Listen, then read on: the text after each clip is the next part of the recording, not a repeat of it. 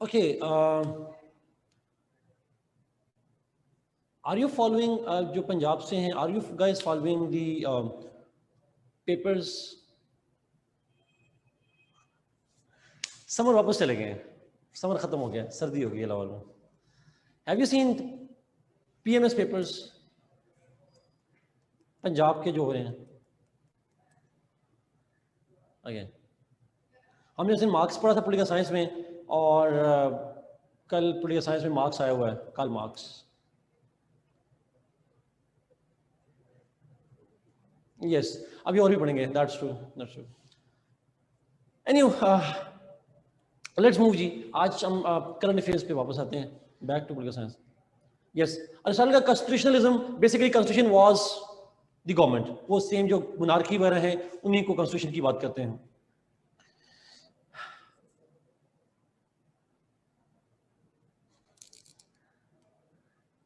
अल्लाह करे. ओके जी, वापस current affairs के बच्चे हैं, करंट अफेयर्स पे चलते हैं वापस.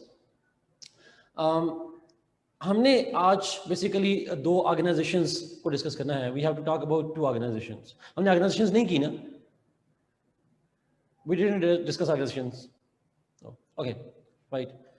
सो we will talk about the organisations. Different organisations हैं, बट आपको डिफरेंट ऑर्गेनाइजेशन के अगर मैं नाम बताऊं तो EU भी आपको नजर आएगी, आपके पास UN भी है, सार्क भी है,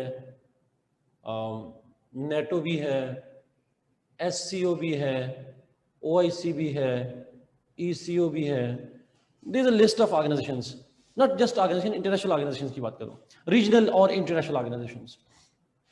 तो जनरली ये सारे जो हैं वो different EU, UN, SAARC, NATO, SCO, OIC, ECO, etcetera etcetera, these are different organisations. अच्छा, चूंकि करंट अफेयर्स है तो हमें अंडरस्टैंड करना पड़ेगा कि करंट अफेयर्स में उन ऑर्गेनाइजेशन पे सवाल आते हैं जिन पे कोई रिसेंटली इंपॉर्टेंट डिबेट हो रही हो. If there is an important debate going on about them, और खासकर पाकिस्तान के अंदर जो मीडिया है, इंटरनेशनल या पाकिस्तान का जो मीडिया है, that is highlighting that issue. तो ऑब्वियसली इनमें से अगर आप देखें तो OIC is very very highlighted in recent times. और वो क्यों हाईलाइटेड है, व्हाई इट्स हाईलाइटेड?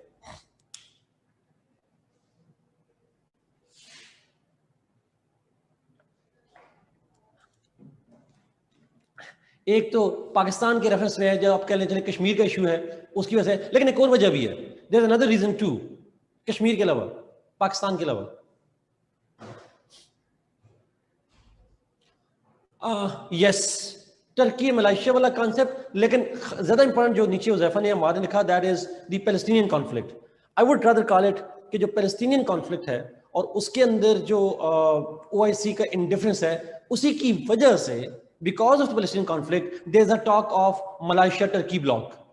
उसी वजह से बात की जा रही है ना. Is there any other state that is opposing? तो ये कोरिलेशन दोनों का बन जाता है, दोनों पॉइंट्स का. So Palestine is another reason why there is a question on the relevance of the OIC, and there is a talk of creating a new bloc of the Muslim states, जो कि mythical है, realistic नहीं है, but still there is a talk on that too. तो OIC की debate आजकल बहुत highlighted है throughout this year, and we can expect a question on this one. Is there any specific development on ECO? कोई खास development हुई हो ECO में? स्पेसिफिक पढ़ेंगे. मैं इसलिए कर रहा हूं कि स्पेसिफिक क्यों चूज करें. I am giving you the criteria why I am choosing selective. इसमें तो कोई डेवलपमेंट है नहीं, तो करंट अफेयर्स में आ नहीं सकता. SCO, any major development in SCO? कोई पिछले 1-2 सालों में मेजर डेवलपमेंट हुई हो SCO में, एंड व्हाट इज दैट?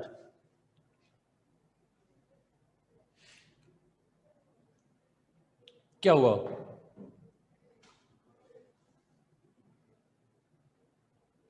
कोई फ्री ट्रेड एग्रीमेंट, कोई बल्कि भी OIC पे आएंगे, OIC के एंगल आएंगे. ठीक है,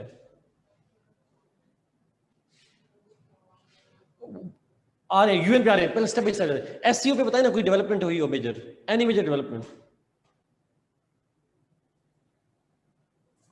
और war meetings related to SCO? SCO does not have a consensus on OBOR. SCO में OBOR में कंसेंसस है ही नहीं. OBOR SCO में है India. Does India support OBOR? नहीं, आप पढ़िएगा, आज की न्यूज़ पढ़िएगा इंडिया टुडे की, टुडेज इंडिया टुडे पढ़ें आप, तो आप उसमें एक न्यूज़ पढ़ेंगे कि वहाँ पे जो इंडियन डिफेंस मिनिस्टर्स हैं, पाकिस्तानी जो एससीओ के डिफेंस मिनिस्टर्स हैं, they are meeting in Moscow, probably अगले 2-3 दिनों में उनकी मुलाकात होगी वहाँ पे जाके। सो आप उसके अंदर देखेंगे कोई सिग्निफिकेंट टर्न अराउंड नहीं होगा डिफेंस मिनिस्टर्स की मीटिंग में, उधर से राजनाथ साहब जाएंगे, इधर से परवेज खटक साहब जाएंगे, कितना अच्छा कॉम्बिनेशन बनेगा। So there will be no specific development as such, कोई मेजर डेवलपमेंट होनी नहीं है वहाँ पे जाके। सो एससीओ इंपॉर्टेंट जरूर है, बट मेजर डेवलपमेंट कोई हो नहीं रही है इसके ऊपर। Is there any major development on NATO? None. NATO खैर वैसे ही रिलेट नहीं हो रही, शायद कोर्स में भी नहीं है। आईआर वालों के लिए इंपॉर्टेंट है नेटो, आईआर वालों के लिए बड़ा इंपॉर्टेंट है, बट जो करंट अफेयर्स उसके लिए रेलेवेंट नहीं है। ये ख्वाजा इसलिए मैंने कहा आईआर वालों के लिए नेटो की इंपॉर्टेंस ये है दैट ट्रम्प की जो कमिटमेंट है नेटो से, American commitment with NATO is being compromise, और जर्मनी से फोर्सेस विड्रॉ की, शायद आप में से किसी आईआर वाले बच्चों को जानते होंगे, और जब विड्रॉ किया है जर्मनी से कुछ फोर्सेस, सो ये it happened for the first time in NATO's history that US withdrew NATO forces from Germany, और लिमिटेड है बट सिग्निफिकेंट डेवलपमेंट है ये नेटो की हिस्ट्री के अंदर। ऐसा ही किया था रिचर्ड निक्सन ने वे बैक इन 19 जॉनसन ने किया था या निक्सन ने किया था, मैं हमें निक्सन डॉक्ट्रिन है या जॉनसन डॉक्ट्रिन है, मैं हमें निक्सन डॉक्ट्रिन थी, बट 1970s में भी उन्होंने विड्रॉ की थी, फोर्सेस कम की थी, एंटी कम्युनिस्ट फोर्सेस, बट उसके बाद पहली दफा हुआ that US had reduce forces. तो ये एक आईआर के कॉन्टेक्स्ट में डेवलपमेंट बनती है, American unilateralism and all that. SAARC पे is there any major development on SAARC?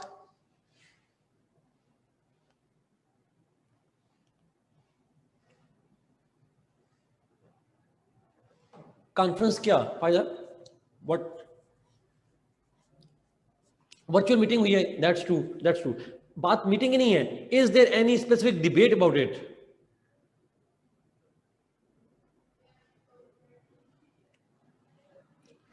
अच्छा चले मैं आपको एक हिंट देता हूं। Did I talk to you about the idea of BIMSTEC? So इसके अंदर जो डिबेट है सार्क के अंदर, I would add it because there is a significant debate. मैं आपको I can tell you with surety, in foreign office circles, in Pakistan media, Pakistan media में उतना हाईलाइटेड तो नहीं है, but it is among the policy makers that SARC is being made irrelevant by India. India SAARC को irrelevant बना रहा है, और उसको irrelevant बना के it is actually trying to have a diplomatic isolation of Pakistan within SARC. It's एक लफ्ज यूज किया बांग्लादेश के एक स्कॉलर ने, उन्होंने कहा it's a SAARC minus Pakistan, it's a SARC minus Pakistan. That's what India is attempting at, and that's what's happening. और इसी को काउंटर करने के लिए अगर आप देखा हो, Pakistan is trying to approach Bangladesh, we are trying to approach Nepal, so we are trying to be approaching these two states. अगर आप जानते हो पिछले कुछ महीनों के अंदर, so एक डिबेट है कि सार्क के हवाले से जो चल रही है, so I would talk about SARC too. ठीक है, I will do that. Omar, I will. So SAARC के अंदर डिबेट है, और खासकर सार्क के अंदर डिबेट है जो क्लीवेज डेवलप हो रहा है सार्क के अंदर, जो फॉल्ट लाइंस डेवलप हो रही हैं सार्क के अंदर between pro China and pro India states. This debate within SAARC is very important, and that is threatening the survival of SAARC too. अच्छा, यूएन पे स्पेसिफिकली तो कोई नहीं है except for Kashmir issue. I don't know आपने जब Kashmir issue पढ़ा था,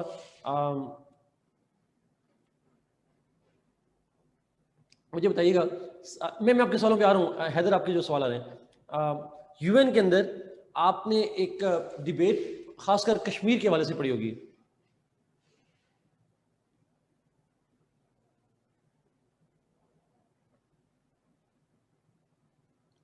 यूएन पे हो गया, कश्मीर पे भी हो गया, गुड, ठीक हो गया, ओके फाइन, इसको तो खत्म करते हैं.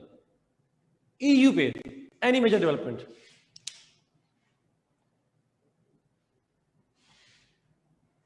UN, you are done, I am doing it. I'm doing it, you know.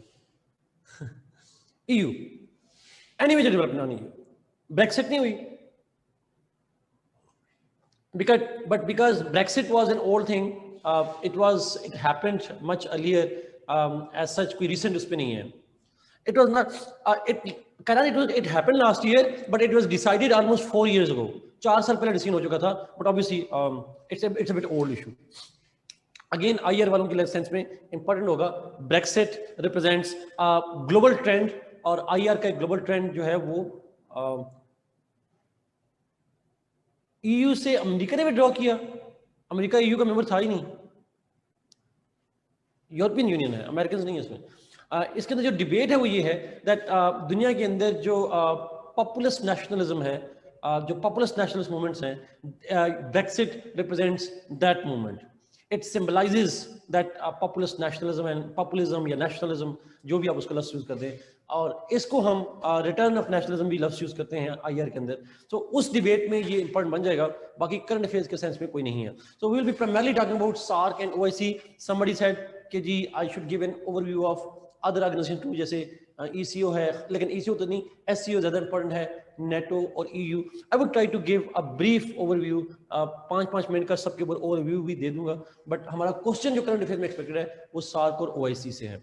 एक दूसरा सवाल आया था, और वो सवाल ये आया था, आप में से किसी ने पूछा था वहाँ पे कि अगर पाकिस्तान अफेयर में आ जाए तो पाकिस्तान से कैसे रिलेट करेंगे. सो देखिए, मैंने इसीलिए 2 ऑर्गेनाइजेशन ये चूज की हैं, SAARC और OIC, कि अगर इन पे सवाल पाकिस्तान से रिलेटेड आए या जनरली आए तो आई वुड टेल यू कि हम ओवरऑल डिबेट तो एक ही पढ़ेंगे, but how can you relate that debate with Pakistan, वो पाकिस्तान से कैसे रिलेट कर सकते हैं, we will talk about that as well. उसी एंगल में हम बात भी करेंगे, जनरली भी देखेंगे और पाकिस्तान के एंगल में भी देखेंगे. यहाँ पे तो पाकिस्तान फिर में भी आ सकती हैं ऑर्गेनाइजेशन, दैट्स ट्रू.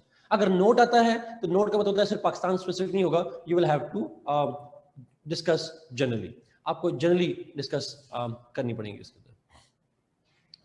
जरा इज इट क्लियर जी? प्लीज अगर कोई क्वेश्चन रह गया है इस हवाले से तो पूछे, फिर मैं चलता हूँ. जी, मैं फायदा पूछा, UN के हमने आर्गन्स पढ़े, फंक्शंस पढ़े हैं, पावर्स करंट अफेयर में, इसी डोमेन में क्वेश्चन आएगा करंट अफेयर में. सक्सेस और नहीं, फायदा एग्जैक्टली करंटली मैक्सिमम आएगा तो सक्सेस और फेलियर्स आएगा, लेकिन खासकर कश्मीर के हवाले से UN का जो रोल है उस एंगल में अलग से क्वेश्चन करंट अफेयर में आ सकता है. Yes, Barka, Brexit was decided in 2016. Baki organization भी, Asad, what does it mean by Baki organization भी? I mean, SCO is very important, asked in past papers. Yes, Saeed, SCO 2 papers में नहीं, एक दफा पूछा गया था, 2017 में पूछा गया था सवाल. If I'm not wrong, 17 था या 18 था, किसी एक साल सवाल पूछा गया, और वो इसलिए पूछा गया था, मेरे ख्याल में 18 में था, I guess. इसलिए because 2018 में पूछा गया, because SCO में Pakistan and India joined SCO in 2017, June 2017. When we joined it, तो उस पे सवाल उस एंगल में आया था कि पाकिस्तान ने शामिल हुआ है तो क्या इम्पैक्ट आ सकते हैं. अब डिटेल में किस एंगल में पढ़ेंगे सईद? अब SCO का डिटेल में एंगल नहीं बनता, इसको कहा जाता था काउंटर वेट टू नेटो, लेकिन जो US की इंडो पैसिफिक पॉलिसी है उसने इसको डिवाइड कर दिया हुआ है, इसलिए इसमें बहुत डिटेल में एंगल करंट की डेवलपमेंट है नहीं, इसलिए डायरेक्ट बनता नहीं है. हाँ, हाइपोथेटिकल बन जाएगा कि जी US इंडो पैसिफिक पॉलिसी के नतीजे में क्या इंपैक्ट आ सकते हैं, लेकिन मैं शॉर्ट्स ओवरव्यू दूंगा, डिटेल से मेरे ख्याल में कोई एंगल है नहीं जिसमें मैं बात करूं. लेकिन अगर आप लोग कहेंगे तो आई विल डू दैट, कर लेंगे, कोई इशू नहीं.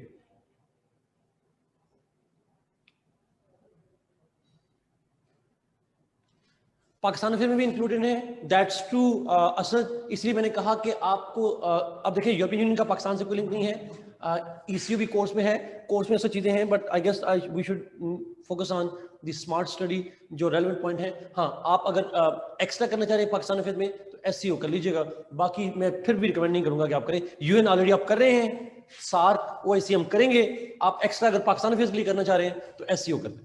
पाकिस्तान अफेयर में शायद आ सकता है लेकिन करंट अफेयर्स में नहीं आ सकता. कश्मीर की कौन सी डायमेंशन पूछा गया कोमल ने? कश्मीर की डायमेंशन बहुत सी डायमेंशंस हैं, बट मैंने कहा उसमें UN का जो फेलियर है उस एंगल में भी सवाल आ सकता है. हैदर बताएंगे कौन सा आया था आप 2020 में SCO पे आया था? जी उसरा, I will.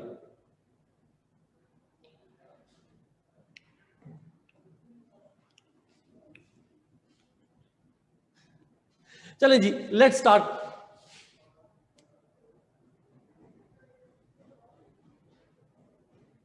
Ji, other exactly that was my point. मैं इसी पॉइंट पे कह रहा हूं कि इस एंगल में पॉसिबिलिटी हो सकती है कि जिसमें अब देखें चाइना पाकिस्तान रशिया में एक, यस अदर, इसी पॉइंट को अगर देखें चाइना पाकिस्तान रशिया में कॉमन क्या है, that they all are related to, they all are not part of the Indo Pacific policy. तो दैट्स ट्रू उस एंगल में। Let's start with SAARC, OIC करते हैं, फिर एससीओ करेंगे। ये तीन, हम एससीओ को भी थोड़ा डिटेल से कर लेंगे, but let's begin with SAARC and OIC. OIC, SAARC से स्टार्ट करें, ओआईसी से स्टार्ट करें, जहां से आप कहेंगे ओआईसी से करें। ओके जी, OIC major votes, OIC major votes OIC से आते हैं। ओके, ओआईसी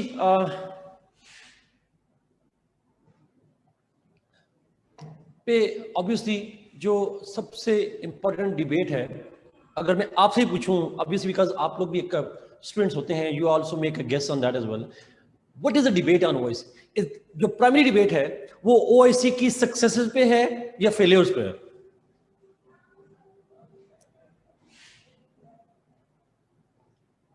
बाकी जितनी चीजें हैं, मलेशिया का, टर्की का ब्लॉक का बनना, कश्मीर पे ओआईसी के रोल की बात करना, चाहे आप किसी एंगल में भी देख लें, तो बुनियादी तौर पर जो डिस्कशन है, that is how OIC has created hopelessness. कैसे उसने होपलेसनेस क्रिएट की है ऑफ द उम्मा's यूनिटी, बदर एग्जैक्टली। तो apparently it should have been a sign of hope, but what it actually is doing is, मैं एक्चुअली मिसाल देता हूँ आते हुए। मैं अब लेक्चर था, तो मैं सुबह आने से पहले मैंने कहा मैं जो ओआईसी की वेबसाइट देखता हूँ। आप ओआईसी की जाके वेबसाइट देखिएगा, अभी जाकर आप ओआईसी की वेबसाइट भी देखिएगा, उस पर टॉप फ्लैश में चल रहा था OIC roll on empowering marriages. Marriages को एम्पावर कैसे करना है, ओआईसी ये डिबेट कर रही है। ये हेडिंग बताती है कि ओआईसी की प्रायोरिटीज क्या हैं। Can you imagine? This just gives you an idea कि ये उसकी प्रेफरेंसेस हैं और ये उसका फोकस है।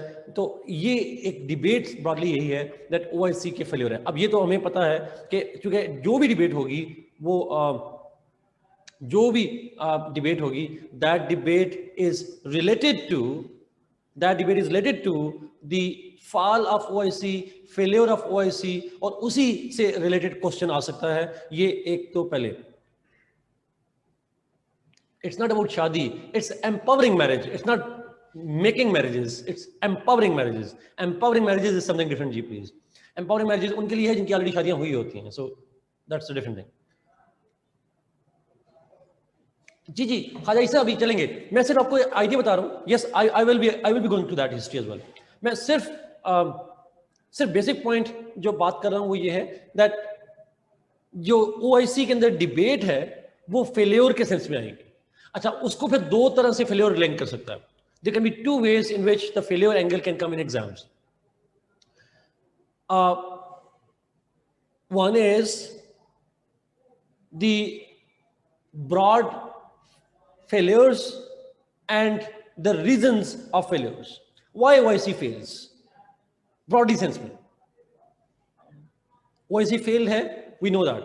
हमें failure देखने हैं, कहाँ failure है, किन एंगल्स में। और सेकेंडली इसी के साथ में क्वेश्चन, इसी के एंगल में question, that is the reasons for failure of OIC. ये पहला पॉइंट। अच्छा, उस रीजन में जो फेलियर्स हैं और उसके जो रीजन है, उसी में हम फिर कश्मीर को भी ले सकते हैं कि एक फेलियर ओआईसी का है, कश्मीर क्यों फेलियर है, वो एक डिबेट वहां भी जनरेट हो सकती है। जनरली भी आ सकता है, कश्मीर के एंगल में भी हो। दूसरा जो डायमेंशन है, the second dimension is the failures of OIC. Failures तो हैं, काजेस भी देखने हैं। What is the solution to that? Way forward क्या है? क्या वे फॉरवर्ड वो है जो यहां पे वहीद ने सवाल लिखा, टर्की मलेशिया वाली डिबेट, वो शाउन क्रशी वाली डिबेट कि जी वी कैन गो विद और विदाउट सऊदी अरेबिया, हम तो ये वे फॉरवर्ड की क्या प्रोबेबिलिटीज हैं, रियलिस्टिकली उसके क्या बात हो सकती है? ये दो मेन एंगल है। पहला है फेलियर्स और उसके काजेस, और उसमें स्पेसिफिकली हम कश्मीर को भी उठा सकते हैं और जनरली बात भी कर सकते हैं। और दूसरा है अगर फेलियर तो है, काजेस भी पता है, तो फिर अगला सवाल what is the probability, what is the way forward to that, उसका वे फॉरवर्ड क्या हो. So what I would do is, मैंने दोनों एंगल्स को कंबाइन करके I would discuss OIC. Yes exactly way forward क्या है एग्जैक्टली. अच्छा, उसमें जो भी ऑप्शन आएंगे हम 3 ब्रॉड हिस्सों में बात करेंगे, 3 ब्रॉड हिस्सों.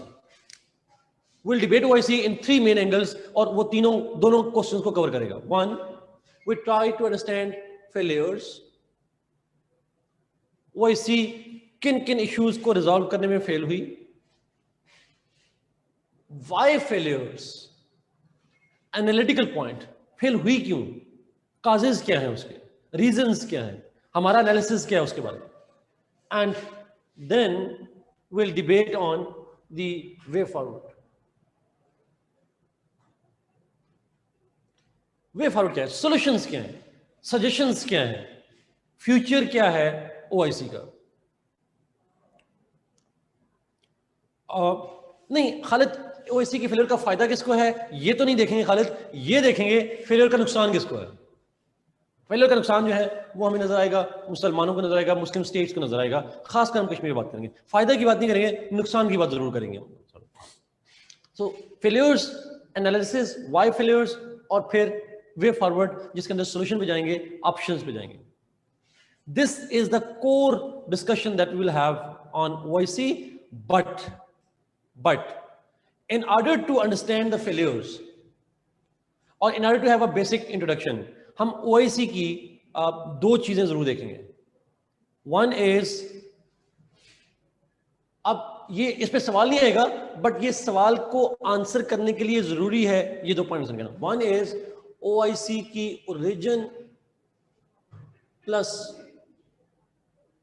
Structure, origin plus structure. Second चीज ऑब्जेक्टिव्स.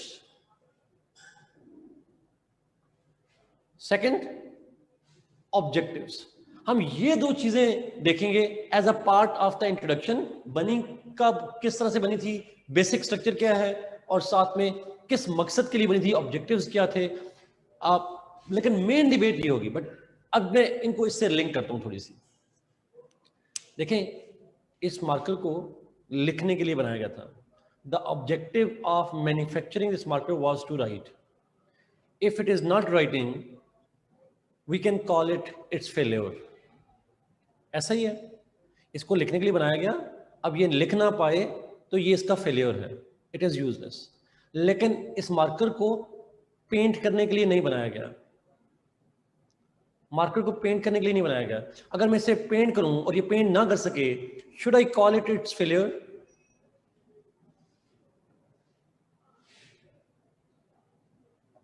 सिंपल सी बात है, जिस काम के लिए कोई चीज बनती है उसी की यूटिलिटी उसी सेंस में देखी जाती है. कैपिटल है. अच्छा, now coming back to this point, हम अगर ओआईसी से ये एक्सपेक्ट करें कि वो कश्मीर की खातिर वार कर दे, will it be sensible? It will not be sensible. हमें अगर कश्मीर ओआईसी के फेलियर्स देखने हैं, can we understand the failures without knowing what are its objectives? Obviously not. अच्छा, ये फार्मूला आप दुनिया भर में हर एनालिसिस पे अप्लाई करें. मिसाल देता हूं छोटी सी. अब मैं ये आइडिया कहां से लिया? आई टुक दिस आइडिया फ्रॉम, आपने शायद एक नाम, बंदे का नाम सुना, मिडिल ईस्ट एक्सपर्ट है, मैंने उनसे ये लिया था. उन्होंने लेबनान वॉर को एनालाइज करते हुए ये जुमला बोला था, and I still remember that. मिसाल के तौर पर आपसे पूछे पाकिस्तान की कश्मीर इंसर्जेंसी, इट फेल्ड. और अक्सर लोग कहते हैं ना, हमारी मिलिटेंसी का हमें क्या फायदा हुआ, अफगान जहाद का कहते हैं क्या फायदा हुआ, नुकसान हुआ, we failed, we lost it. हम ये अक्सर जुमला बोलते हैं. तो आप देखना ये पड़ता है आपने शुरू क्यों किया था. What was the objective? Have you achieved that objective? क्या हमने कश्मीर मिलिटेंसी इसलिए शुरू करवाई थी कि इंडिया को शिकस्त दे देंगे? नहीं की थी इसलिए. Objective will define the success and failure, nothing else. Simple सी बात है. आप जब भी सक्सेस और फेलियर को जज करेंगे, आप बेस्ड ऑन ऑब्जेक्टिव्स की करेंगे. So if you achieve your objectives, you are successful. If you have not, you failed. That's a simple criteria to judge. आप क्या तवक्को रखते हैं इससे कोई फर्क नहीं पड़ता. ऑर्गेनाइजेशन ने खुद अपने ऑब्जेक्टिव्स क्या सेट किए हैं ये मैटर करता है. आप ओआईसी से जो मर्जी एक्सपेक्टेशन रख लें, लेकिन मैटर ये करेगा कि ओआईसी ने खुद अपने बारे में कहा क्या है. What are its objectives. Therefore I strongly advise students कि आप फेलियर्स को देखना चाहते हैं, रीड, रट्टा लगाएं, याद करें, जो मर्जी करें, read its objectives. Read its objectives, focus करें ऑब्जेक्टिव्स के ऊपर, पॉइंट बाय पॉइंट सारे ऑब्जेक्टिव्स पढ़ें और पॉइंट बाय पॉइंट उठाएं. क्या ये सारे ऑब्जेक्टिव्स ओआईसी ने अचीव किए हैं? जो आपकी ख्वाहिश है, हम एनालिसिस करते हैं अपनी ख्वाहिश पे, लेकिन कश्मीर का मसला हल नहीं किया, फिलिस्तीन का हल नहीं किया. क्या ओआईसी का काम था ये सॉल्व करना? क्या काम था ओआईसी का इनके बारे में? We need to understand that objective. हमारी ख्वाहिश है, it OIC was not established for all the problems of the Muslims. It was established for specific purposes. Let's understand those objectives, and on the basis of those objectives, we would analyze, we will see the failures, and then we'll see, despite stated objectives, why it failed to achieve these objectives. फिर हम analysis करेंगे, and that analysis will be more realistic than what we see. हमारे यहाँ जो social media पे कश्मीर पे analysis OIC का किया जाता है, या पोस्टमार्टम हम करते हैं, सार्क का या बाकियों का करते हैं, वो हमारी ख्वाहिश होती है, वो ऑर्गेनाइजेशन उस मकसद के लिए बनी नहीं होती. So let's begin with the OIC reason. Basic introductory point पे जाते हैं, इन पॉइंट्स को देखते हैं, फिर हम जाएंगे फेलियर्स पे. इसी की बेस पे हम फेलियर्स ठंडे एग्जैक्टली फेलियर्स को देंगे. तो हम इसको कहते हैं realistic analysis.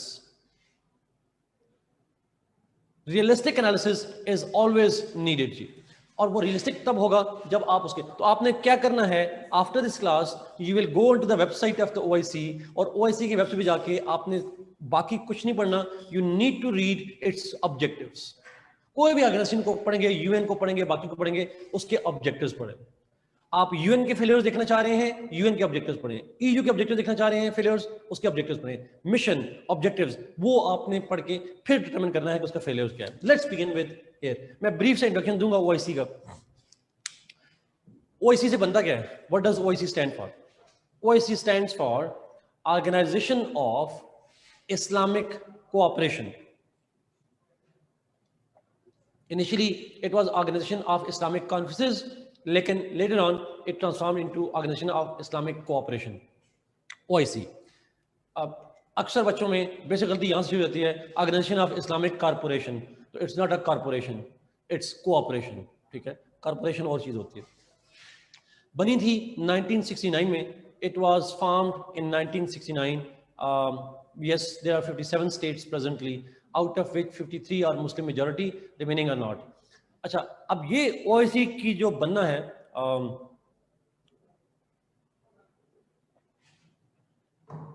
yes, organisation OIC का जो बनना है, उसके जो पीछे रीजंस थे, there were some long term reasons and there were some short term reasons.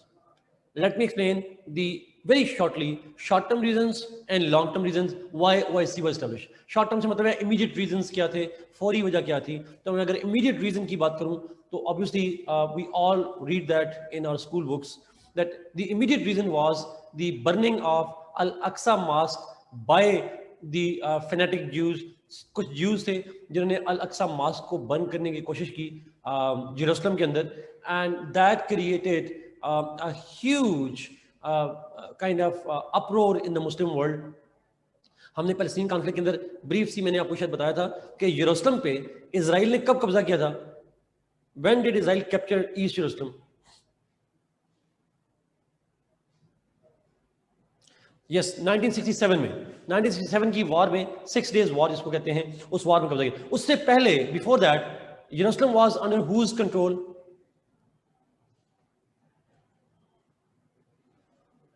Jordan, Palestine के पास था नहीं, Jordan के पास था. So Jordan had control on that territory before that. So point ये है यहाँ पे that उस जब इजराइल ने कब्जा किया, Jews got control on that, तो automatically they tried to burn down, government नहीं, but some of the fanatic Jews, they tried to burn down the Al-Aqsa Mosque, and that is the point when Muslim states feared that Israel is bent to destroy the second holiest place for the Muslims. ऐसा ही है ना? It's the second holiest place for Muslims. Am I right? Third? वही ने कहा third. चलें आप इस समयात से कंफर्म कर लीजिएगा जी सेकंड है या थर्ड है, but it's among the holiest places. मैं कमेंट नहीं करूंगा इस पे ऊपर, डर लगता है, सो आप उसको देख लीजिएगा. Anyway, coming back to the point, but it's among the holiest of the places for the Muslims. Now point यहां पे ये है कि अच्छा अब इशू तो बन गया, लेकिन मसला सिर्फ ये है कि उसमें ओआईसी बनाने की जरूरत थी. Why there was need of OIC? इसका लिंक क्या है? बड़ा इंपॉर्टेंट पॉइंट बता रहा हूं.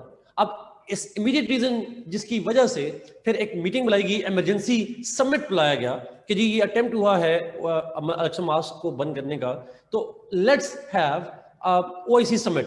सऊदी अरेबिया ने और कुछ अरब स्टेट्स ने कॉल दी that let's all Muslim states get united because तमाम मुसलमानों का मसला है, लेट्स गेट यूनाइटेड. तो फिर एक समिट हुआ, इमरजेंसी समिट हुआ, और फिर 1969 के अंदर, और उस समिट में बात ये की गई कि हम अल-अक्सा मॉस्क की वजह से तो इकट्ठे हुए हैं, but let's enter into a broader organization, let's establish a broader organization of the Muslim states, और फिर एक मुस्लिम यूनिटी की ऑर्गेनाइजेशन बनानी चाहिए.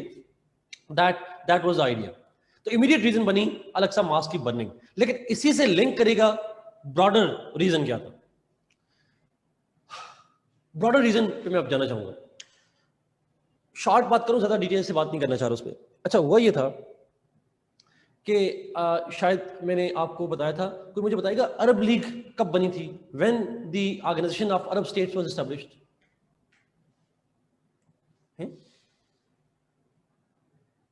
तो इट वाज एस्टैब्लिश्ड इन 19 मेरा ख्याल में 45 1945 है. यस, 1945 में बनी थी. यूएन से पहले बनी है ये ऑर्गेनाइजेशन अरब लीग. ओके, सो जब अरब लीग बनी थी वे बैक इन 1945, तो उसका basic March 22, thank you Umar, उसका बेसिक जो ऑब्जेक्टिव था that was the unity of the Arab states. अच्छा, they didn't include the word Muslim League or an organization of the Muslim states. उसकी वजह ये थी कि Arabs were primarily nationalists. खासकर इजिप्ट को ले लें, आप सीरिया को ले लें, आप जॉर्डन को ले लें, सऊदी अरेबिया तो चले मजहब के नाम पे बना था, बट मेजर अरब स्टेट जो थी इजिप्ट वगैरह, दे वर नेशनलिस्ट. आपने सुना होगा बाथ पार्टी है वहां पे, तो बाथिस्ट जो थे वो नेशनलिस्ट थे, अरब नेशनलिस्ट. एथनिक नहीं होता, जो अरब नेशनलिज्म से मतलब है उनका एथनो नेशनलिज्म. पश्तून, पंजाबीज, मुसलमान है लेकिन पंजाबी, पश्तून, बलोची भी कहलाते हैं. तो वहां भी मुसलमान तो थे, but they were uniting on the basis of the Arab ethnicity. So Arab nationalism पे उन्होंने बना दी, अरब लीग बना दी. And okay, thank you Ved, thank you. अच्छा, नाउ पॉइंट इज कि अरब लीग जब बनी उसकी वजह क्या थी? उसकी बेसिक वजह थी अरब्स को इकट्ठा किया जाए to deal with the threats of Jews. जो ज्यूज वहां पे माइग्रेट कर रहे थे, ब्रिटिश कंट्रोल में था वो टेरिटरीज, तो उससे काउंटर किया जाए उसको. नाउ पॉइंट इज कि उसी अरब लीग ने पार्टीशन प्लान ऑफ 1948 की मुखालफत की थी.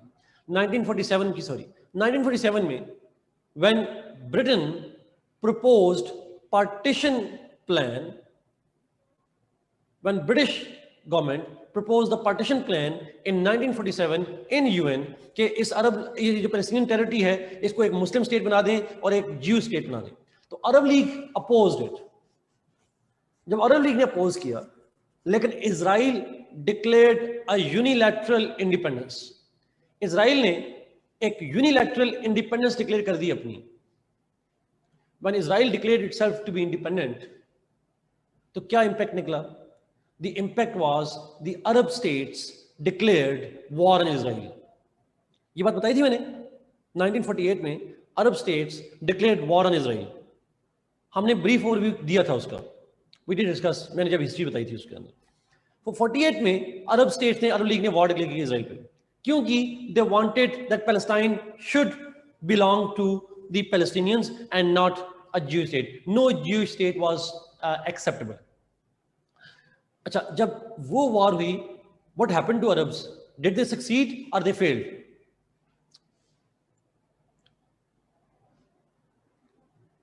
अच्छा, आपसे एक सवाल है, कभी इस वार के बारे में थोड़ा सा पढ़िएगा. Did those Arab states invited the broader Muslim communities कि आप भी आए हमारे साथ लड़ें? Pakistan was one example.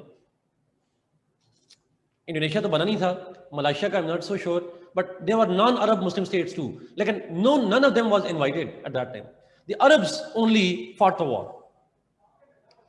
वो मुस्लिम इशू नहीं था, that was not a Muslim issue, that was an Arab issue. वो अरब इशू था. लेकिन इसी कॉन्टेक्स्ट में 1950s में इजिप्ट ने फिर अटेम्प्ट किया अकेले by blocking the strait of Hormuz, Suez canal को ब्लॉक किया उसने, trying to put pressure on Europeans कि आप इजराइल को बाइकआउट करें. But it backfired. इजराइल ने, ब्रिटेन ने, फ्रांस ने जो हमला कर दिया इजिप्ट के ऊपर. Egypt also failed in 1956 Suez war, जो स्विस क्राइसिस कहते हैं या स्विस वॉर कहते हैं. So Egypt again failed. फिर 1964 में मैंने आपको बताया था that Arab League established a Palestinian organization. क्या नाम था उसका? अरब लीग ने कौन सी ऑर्गेनाइजेशन बनाई थी? It was PLO, exactly. Palestinian liberation organization. 1964 में मोरक्को में सेशन हुआ और उन्होंने कहा जी हम पैलेस्टीनियन पे मिलिटेंट ऑर्गेनाइजेशन बना दें. पैलेस्टीनियंस अगेन क्या थे? अरब्स हैं, they are the Arab ones. 1967 में Arab League, and not all of it, but most of Arab states, Jordan, Egypt, etc., they launched another war against Israel. When they launched another war against Israel, Arab states, did they succeed? They failed again. बजाय कब्जा करने के अपनी territories loose करी जा रहे थे. अब ये सारी हिस्ट्री बताने का मकसद क्या है? एक जुमला बताना था, और जुमला ये था, OIC was established when Arabs failed to counter the Israelis. When Arab states failed multiple times to deal with the Israeli question, Israeli problem, they said, it's not just our issue, let's involve the broader Muslim states. That is the real the failure of Arab states, the failure of Arab League to deal with the Palestinian problem, to deal with the Israeli problem. They then went to create a broader organization of OIC. अगर उन्हें मुसलमानों का इतना ख्याल होता तो पहले अरब league ना बनाते. They should have established an organization of the Muslim state. They didn't, because they knew that they think that the Arab League is enough. That's the only symbol and that's the only thing that could unite them.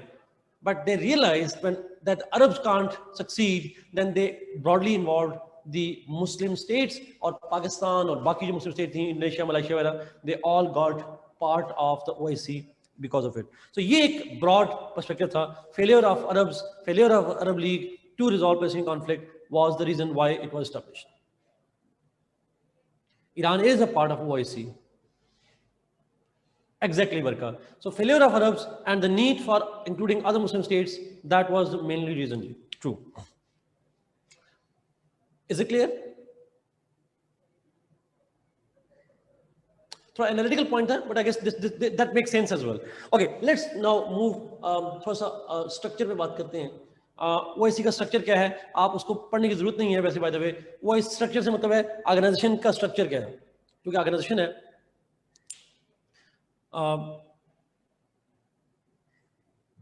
Yes, true.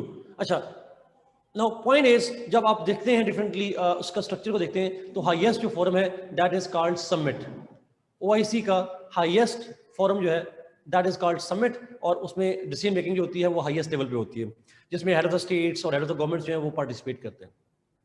Prime ministers, president, और मुसलमान हैं तो बादशाह भी बीच में add कर दें. बादशाह हो गए, प्रेसिडेंट्स हो गए,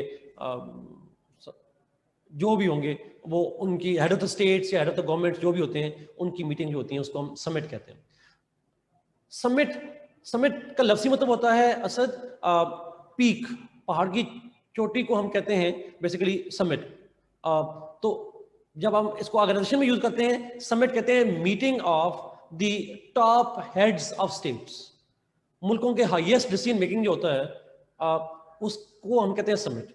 वो चाहे सार्क का हो, चाहे वो OIC का हो, चाहे वो G7 का हो, चाहे वो EU का हो, चाहे वो आसियान का हो, किसी भी ऑर्गेनाइजेशन की जब टॉप डिसीजन मेकिंग लोग मिलते हैं उसको हम समिट कहते हैं। Is it clear?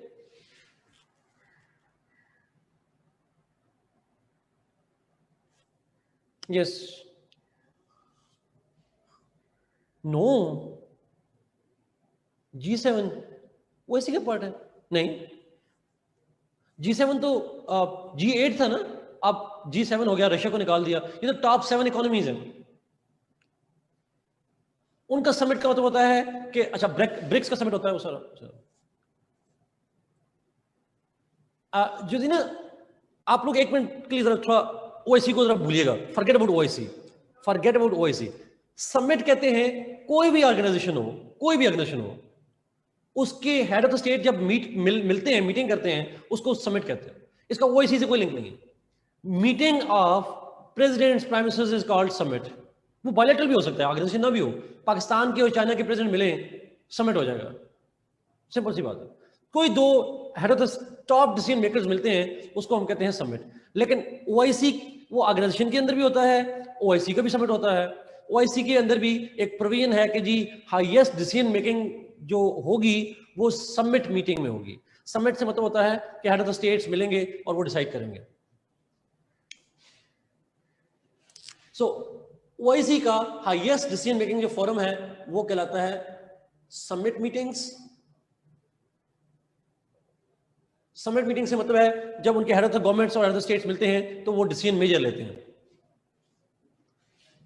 अच्छा, देन अंडर दैट समिट सबसे बड़ा डिसीजन मेकिंग बॉडी तो वही है, you said that's more appropriate. Meetings of presidents, prime ministers, kings under one roof.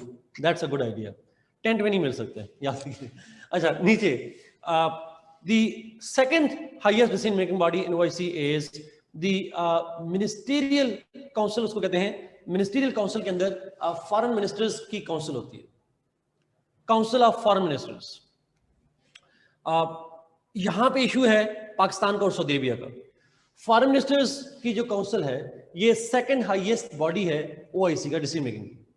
Pakistan चाह रहा था फॉरेन मिनिस्टर्स की मीटिंग बुलाएं, emergency meeting of the foreign ministers. वैसे तो होती है साल में एक बार, लेकिन साल में 2 बार, sorry, it has to be according to the OIC charter साल में 2 बार मिलना चाहिए। बट हम चाह रहे थे इसकी एक इमरजेंसी मीटिंग बुलाई जाए ऑन कश्मीर। जी 2 टाइम्स मैंने कहा। तो 2 टाइम जब मीटिंग होती है होनी चाहिए नॉर्मली, हमने कहा नहीं आप स्पेशल मीटिंग बुलाएं कश्मीर पे। यहां में सऊदी अरब ने कहा स्पेशल मीटिंग नहीं बुलाएंगे।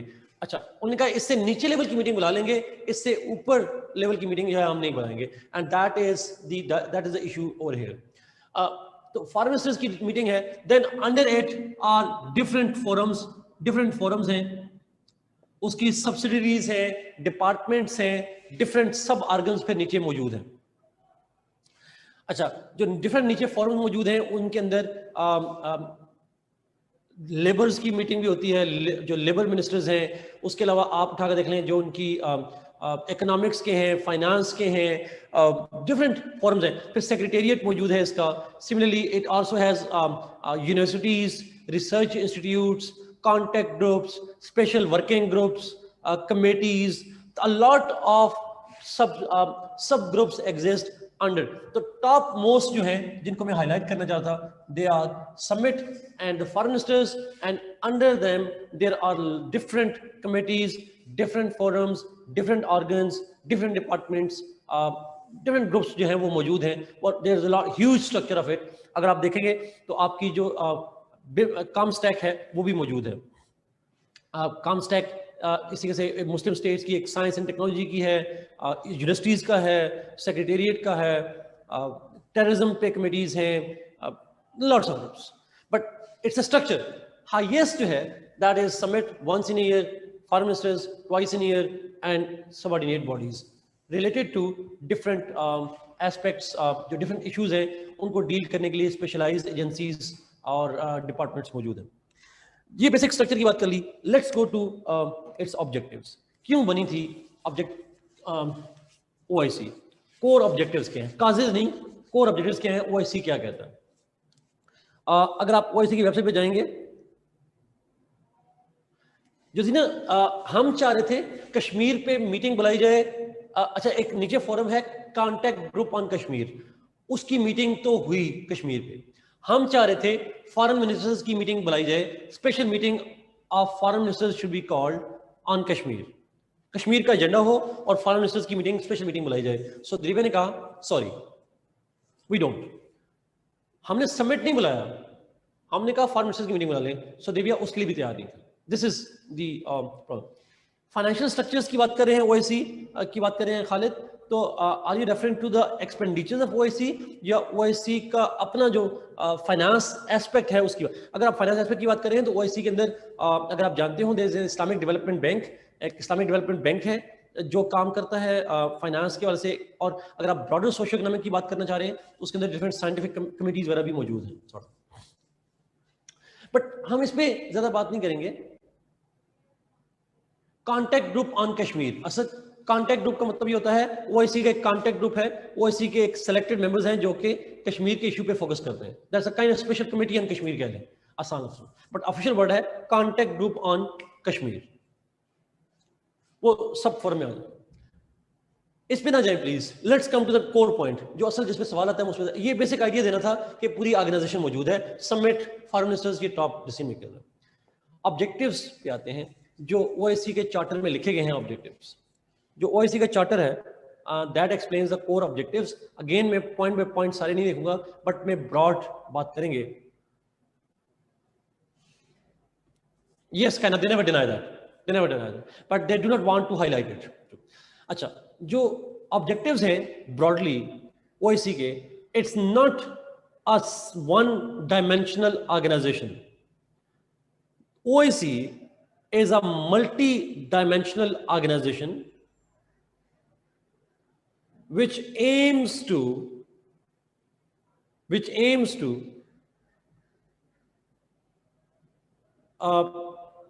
broadly develop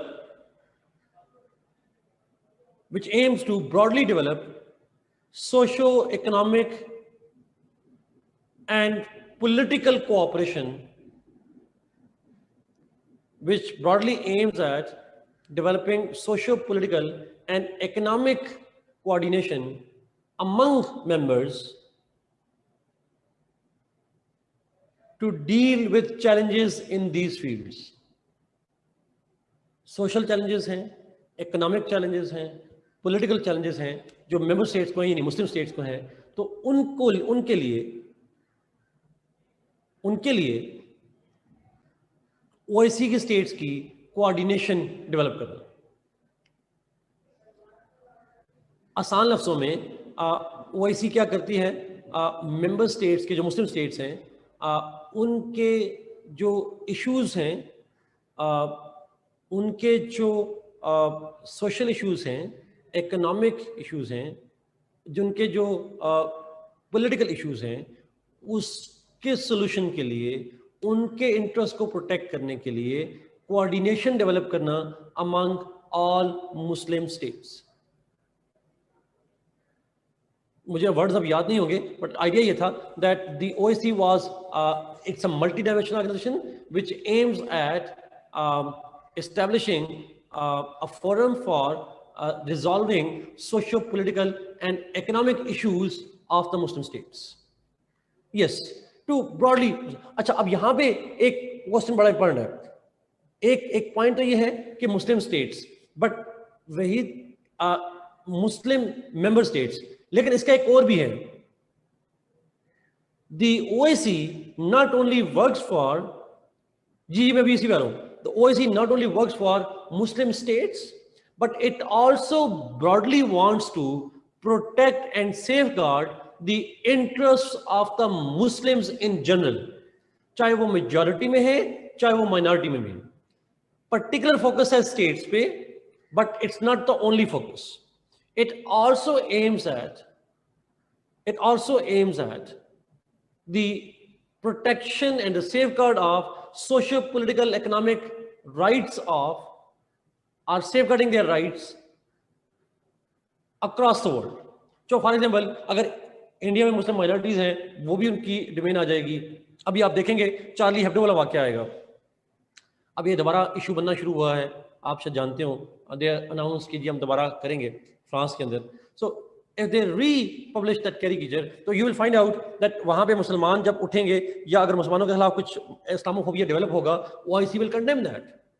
OIC उसकी इशू को उठाएगी कि जी आप मुस्लिम्स के राइट्स के. तो पॉइंट इज कि OIC जो है प्राइमरीली मुस्लिम मेजॉरिटी स्टेट्स जो हैं, जो मेंबर स्टेट्स हैं मोस्टली, उनके ऊपर फोकस रखती है, but it also deals with the issues related to other. अच्छा, एक चीज दूसरी, does it have a security component? No, military security इसका ऑब्जेक्टिव नहीं है. So it cannot have its force, it cannot have its military, it cannot have its that kind of security leg. Mostly क्या है, socio political और economic issues जो है वो इसकी टॉप प्रायोरिटी है, कॉन्फ्लिक्ट रेजोल्यूशन इसकी टॉप प्रायोरिटी है. नो वहीद, यूएन का सिक्योरिटी डायमेंशन है, there is a military dimension of the UN, लेकिन OIC की नहीं है. यूएन में आपने पढ़ा होगा ना, कलेक्टिव सिक्योरिटी, सेल्फ डिफेंस, दो क्लासेस हैं जो सिक्योरिटी क्लासेस हैं, मिलिट्री क्लासेस हैं. तो इसलिए यहां भी नहीं है.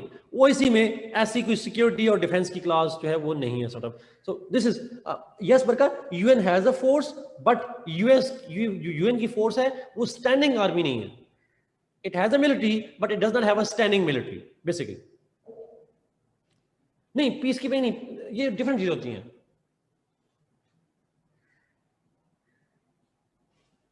आपको पता है स्टैंडिंग आर्मी क्या होती है? What is standing army?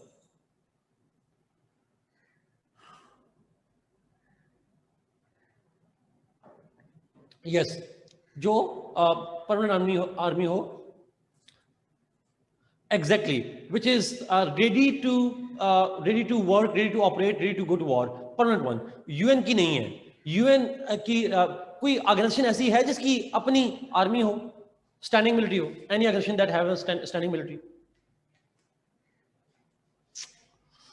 अब पता चलेगा ना. है जी, एक नेटो की नहीं है. हमने नेटो की मेरे ख्याल में है. Yes, NATO has it, I guess NATO has it. NATO की ऑलरेडी लिमिटेड है बट है, आई गेस है. उसकी नहीं है, उसकी है, GCC की है, गल्फ कॉर्पोरेशन काउंसिल की स्टैंडिंग मिलिट्री है. आई गेस 18-20 हजार सोल्जर्स हैं उसके अंदर. Anyway, coming back to the point, तो OIC का सिक्योरिटी डायमेंशन नहीं है. It does not deal with the military operations of any kind, ना पीस कीपर्स, ना स्टैंडिंग मिलिट्री, ना collective security, na self defense, nothing at all. It is only meant for socio political and economic things. That's the first point. अच्छा, अभी मैं क्यों बता रहा हूँ ऑब्जेक्टिव? इसलिए बिकॉज एक तो इसका काम सिर्फ पॉलिटिकल डेवलपमेंट नहीं है, सोशल और इकोनॉमिक डेवलपमेंट भी है, एक चीज. और इसीलिए जब हम आज बात कर रहे थे सुबह कि मैरिजेस वाला पॉइंट था वहां पे, तो that is the domain of the OIC. वो डोमेन में लिखा हुआ है कि ये सोशल इश्यूज होंगे, वो उसकी डील में आएंगे, बट इकोनॉमिक इश्यूज भी आएंगे और एजुकेशनल और साइंटिफिक और ये सारी चीजें आएंगी, और लेकिन सिक्योरिटी इश्यूज उसकी डोमेन में नहीं आते. तो इसीलिए जब अक्सर स्टूडेंट्स कहते हैं कि जी इंडिया पाकिस्तान की वार हुई, OIC ने हमें हेल्प नहीं किया, OIC में मिलिट्री कंपोनेंट है ही नहीं. Don't put blame on OIC for not helping us in our wars. Don't expect OIC to jump into Yemen war and Syrian war. ठीक है, उन पॉइंट पे आप कमेंट नहीं करेंगे. हाँ, पॉलिटिको इकोनॉमिक सोशल इश्यूज पे हम बात जरूर करेंगे उसके फेलियर्स की. वार में उसका फेलियर आप नहीं लिखेंगे. एग्जैक्टली और ये अक्सर बच्चे गलती करते हैं कि जी कश्मीर में नहीं कर रहे, वो सीरिया में नहीं कर रहे, वो पता नहीं कहाँ नहीं कर रहे. उसने नहीं करना भाई OIC ने. OIC is not a military institution, it's primarily a social political and economic aspect. Okay, let's आसमान ठीक, अब इसी पे बात करते हैं कि वो कैसे करते हैं, बट ये मेन ऑब्जेक्टिव्स हैं उसके. Let's now see the failures. Failures पे जाते हैं जी, कहां पे OIC has failed to achieve its objective. Through diplomacy, yes, through maybe economic means sanction लगा सकते हैं, लगाते नहीं है बट सैंक्शन लगा सकते हैं. They can use soft power, एक इन्फ्लुएंस यूज कर सकते हैं. They can use hard power, जैसे इकोनॉमिक यूज कर सकते हैं, मिलिट्री तो नहीं कर सकते बट इकोनॉमिक कर सकते हैं. But they can use multiple of जैसे ऑयल ब्लॉकेट किया था 1974 में, अरब्स ने किया था, ओपेक ने किया था, ऑयल ब्लॉक कर दिया था. They can use that kind of forums as well. OIC बहुत सारी ऑर्गेनाइजेशन है मरियम जिनके अंदर सार्क की मिलिट्री नहीं है, यूरोपियन यूनियन की मिलिट्री नहीं है, but is European Union not influential? हर वो ऑर्गेनाइजेशन जिसकी मिलिट्री हो, जरूरी नहीं कि वही इन्फ्लुएंशियल हो. आप नॉन मिलिट्री ऑर्गेनाइजेशन भी इफेक्टिव होती हैं, वो काम कर सकती हैं. सो नॉन मिलिट्री ऑर्गेनाइजेशन है, इट्स अ सिक्योरिटी लिंक नहीं है। Okay, let me go and highlight the failures. OIC कहाँ फेलियर हुई? So, for example, GCC organization Asad gulf cooperation council 6 मुल्क थे, कतर को निकाला हुआ आजकल तो 5 बचे हुए हैं। पर्शियन गल्फ की जो मोनार्कीज हैं, ये सुन्नी मोनार्कीज, ये सारी इसके अंदर आती हैं। 5 स्टेट्स हैं। Failures, let's make a list of failures. 1, Palestine,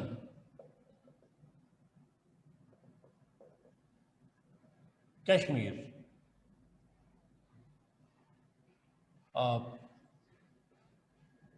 अच्छा अब यहां पे पास आपके पास 2 ऑप्शन है जी जी, सिर्फ सुन्नी स्टेट है, लिखिएगा नहीं पेपर में, बट ऑब्वियसली सुन्नी स्टेट्स है।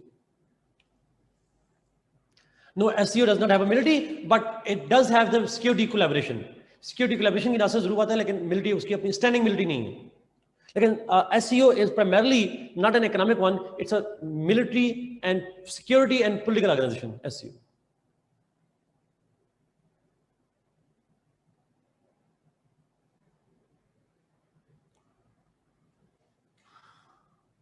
Maryam, that's the point, but वो पॉलिटिकल रोल के लिए बनी थी, मिलिट्री रोल के लिए नहीं थी।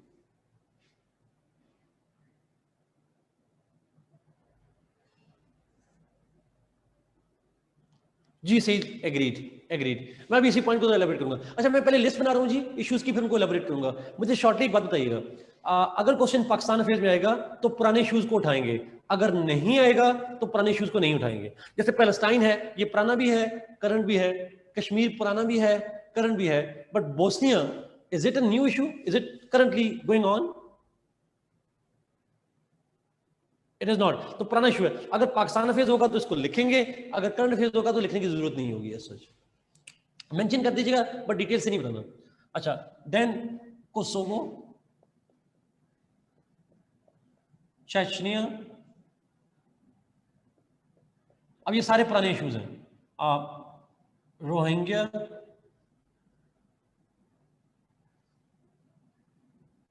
अच्छा ये वो जो जहां के इश्यूज हैं, जो मिलिट्री इश्यूज हैं मुसलमानों के। अच्छा, उसके अलावा अगर ये डिस्प्यूट्स के अलावा जाऊं, have they been able to protect the rights of Muslim minorities in India? इसको फेलियर लेंगे। Then you will talk about Burma, वही वाली बात, वही ऊपर आ जाएगा, रोहिंग्या वाली बात आ जाएगी। योगर का मैं खुद सोच रहा हूं, हम ना लिखेंगे ना लिखें, लेकिन ना लिखें योगर का, हल्का सा जिक्र करते, ज्यादा ना करिएगा योगर का। पाकिस्तान चीन दोस्त है ना, तो माइंड कर जाएंगे दोस्त। अच्छा, then you can add the issue of the Islamophobia in the West. Islamophobia की बात करेंगे। इस्लामोफोबिया भी तो एक इशू है global, but it has Syria, thank you, how can I forget, Syria, Yemen, और रिसेंटली एक और जगह पे भी सिविल वॉर हो रही है मुसलमानों में। रिसेंटली एक और जगह पे मुसलमान आपस में लड़े हैं, लड़ मर रहे हैं। लीबिया, बेलारूस में मुसलमान है कायनात, खुदा का खौफ करें। लीबिया,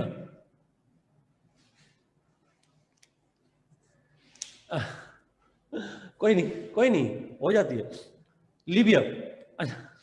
अच्छा, और कोई जगह जहां पे मुसलमान आपस में लड़ रहे हो? अच्छा, एक और चीज है, सेक्टेरियनिज्म।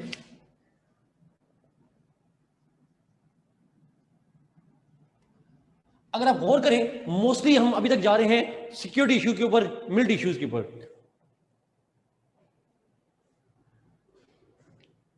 अच्छा, ये बेसिकली, लेकिन अगर आप इस पे मजीद, यस, मुस्लिम स्टेट की बात करें खालिद, तो उसके अंदर हम कह सकते हैं, हम ब्रॉडली ले रहे हैं, खासकर सेक्टेरियनिज्म जब बात करेंगे तो इसके अंदर ये एक इशू आ जाएगा।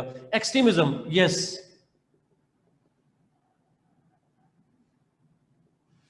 पास में चले जाएंगे, ईरान का इशू तो सेक्टेरियनिज्म में आ जाएगा, इराक का इशू कर सकते हैं इशू। अच्छा, बदर ये सारे हैं तो यूनिटी के इश्यूज हैं, इन वो काजेज है ना, यूनिटी नहीं है।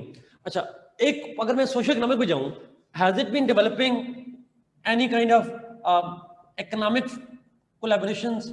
इकोनॉमिक फेलियर्स हैं, सोशल फेलियर्स हैं, etcetera etcetera. there's a list of issues. Human rights की बात कर लें, that's true. You can make a list of all different issues. Human rights को भी लिख देते हैं.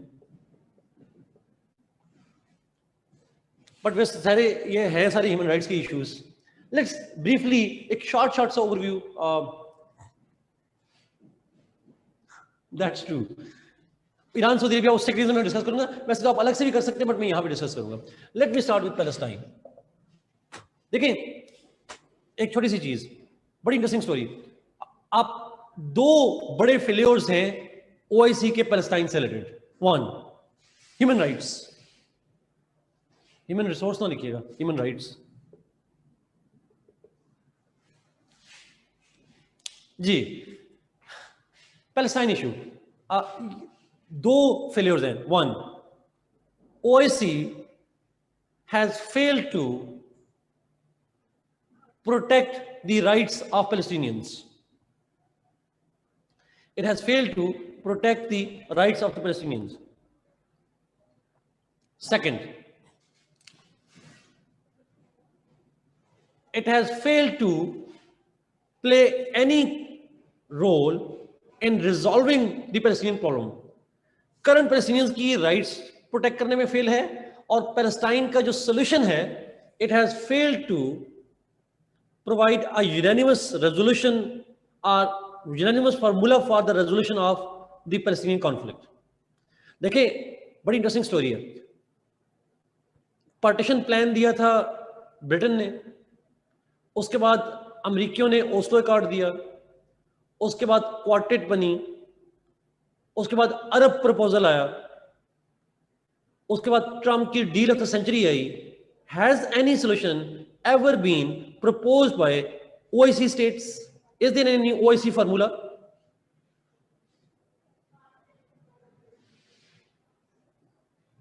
None. And that's the failure of it. ये एक failure है that OIC has been unable to propose any formula for resolving the Palestinian conflict. So that's true कायनात. Okay, so OIC has failed. अच्छा क्यों फेल हुई है? Obviously हम यहां पे जाएंगे, काजेस पे जाएंगे, but it failed simply.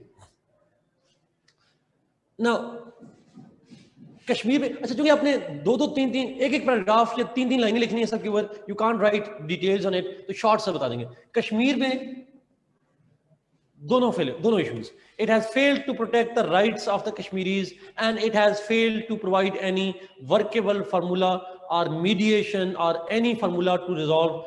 Musharraf का फार्मूला है, डिक्सन फार्मूला है, यूएन का फार्मूला है, ओआईसी का कोई फार्मूला नहीं है. And that's the dilemma with it.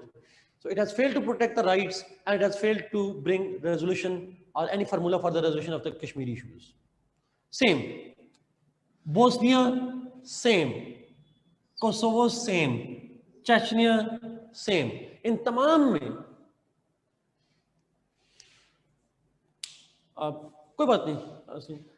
अच्छा, बोस्निया हो, कोसोवो हो, चेचनिया हो, ये तमाम ऐसे issues हैं.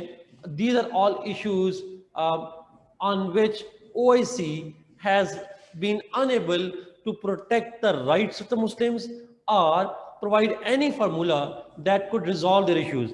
लेकिन so much so कि बोस्निया और कोसोवो में मुसलमानों के राइट्स को प्रोटेक्ट करने के लिए NATO launched military strikes. NATO ने मिलिट्री स्ट्राइक लॉन्च की, but OIC could not have a unified stance और प्रपोज एनीथिंग फॉर. देखिए खाजा, अगेन आप कुछ भी ना करें, आप एक फार्मूला तो दे सकते हैं कि जी हमारे नजदीक ये हम ओआईसी की मेंबर स्टेट इकट्ठी हुई हैं and we propose this solution. Has this kind of thing even proposed?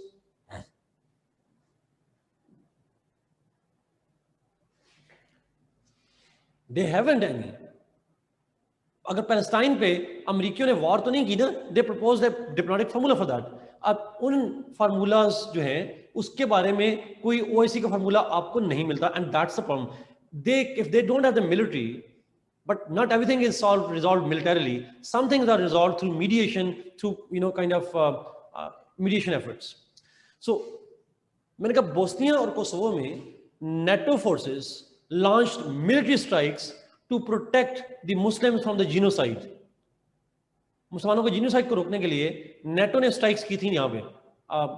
मैं शॉर्ट सा बता देता हूँ जी, क्वेश्चन आ रहा है कि वो थोड़ा सा शायद ब्रीफ हिस्ट्री बता दूं। बोस्निया का इशू बना था 1992-93 में, जब एक मुल्क होता था पहले ज़माने में यूगोस्लाविया। यूगोस्लाविया स्प्लिट हुआ 1992 में। स्प्लिट होके उसमें 3 कम्युनिटीज रहती थी। There were 3 communities living in Yugoslavia, और उनमें से एक थे सर्ब, क्रिश्चियन थे, दूसरे थे क्रोट्स, क्रिश्चियन थे, तीसरे थे बोस्नियंस जो मोस्टली मुस्लिम्स थे। 3 कम्युनिटीज, क्रोट्स एक अलग एथनिसिटी है, सर्ब्स अलग एथनिसिटी है, दोनों क्रिश्चियन बट एथनिसिटी अलग है, और एक थे बोस्नियन मुस्लिम्स। 3 एथनिसिटीज, 2 रिलीजन्स, वो 2 क्रिश्चियन और ये मुसलमान। क्रोएशिया अलग हो गया, मुल्क बन गया, फाइन। सर्बिया अलग हो गया, मुल्क बन गया, फाइन। जब मुसलमानों ने कहा हम अलग मुल्क बनाएंगे, सर्बिया ने कहा नहीं बनने देंगे, नो सेपरेट मुस्लिम स्टेट है। सर्बियंस ने वॉर कर दी, दे स्टार्टेड मैसेकरिंग द मुस्लिम्स। ये मैं बड़ी शॉर्ट स्टोरी बता रहा हूँ।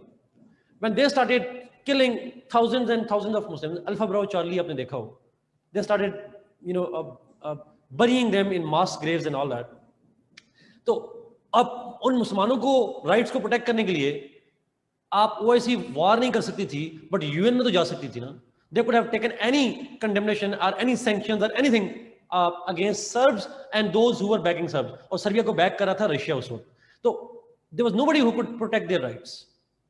Yes, and therefore OIC failed to do anything on that except for condemnation and all that. अच्छा, जब वो कुछ नहीं कर पाए तो NATO forces I, they bombed the Serbians and they sent the NATO forces and then the UN forces to protect the Muslims. UN ने फिर UN allowed NATO to send troops, NATO को अलाउ किया था कि वो aerial operations करे, और फिर UN ने अपने पीस कीपर्स भिजवाए थे, और वो पीस कीपर्स का मतलब ये था मुसलमानों के गिर्द UN की फोर्स आ गई थी ताकि सर्बियंस उन पे हमले ना कर सके। आज भी UN की फोर्स वहां मौजूद है। गुलशेर जो थे वहीं पे उसी UN फोर्स में गए होते पीस कीपर। लेकिन OIC फोर्स तो दूर की बात है, चले फोर्स का तो ऑप्शन ही नहीं था, but they didn't even use any political forum और economic steps to protect the Muslims, and that was the dilemma जी। ये एक filler same almost happened in Kosovo. Kosovo भी ऐसा ही था। कोसोवो जब सेपरेट होने की बात हुई वहां भी सेम हैपेंड, बट इन 1999, 1992 में वहां बोस्निया में, 1999 में Kosovo. No, NATO did not launch nuclear attack. दुनिया में न्यूक्लियर अटैक नहीं, they launched military strikes, air strikes. Okay, let's move to Chechnya. Chechnya पे चलते हैं।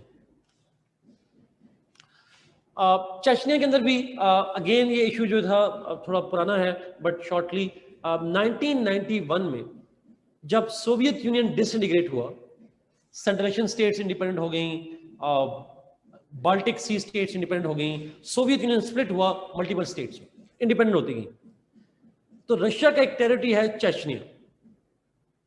चेचनियंस ने कहा कि हम भी इंडिपेंडेंट होना चाहते हैं, we also want to become an independent state, अलग मुल्क बनना चाहते हैं, but because they were Muslims, तो रशियन ने कहा no, you can't be separated from us, Chechnya की इंडिपेंडेंस हम एक्सेप्ट नहीं करेंगे। तो Russians launched military strikes against the Chechnyans, और चेचनियंस से मुस्लिम्स, और when they demanded separation and independence, the Russians refused, they launched military strikes on them.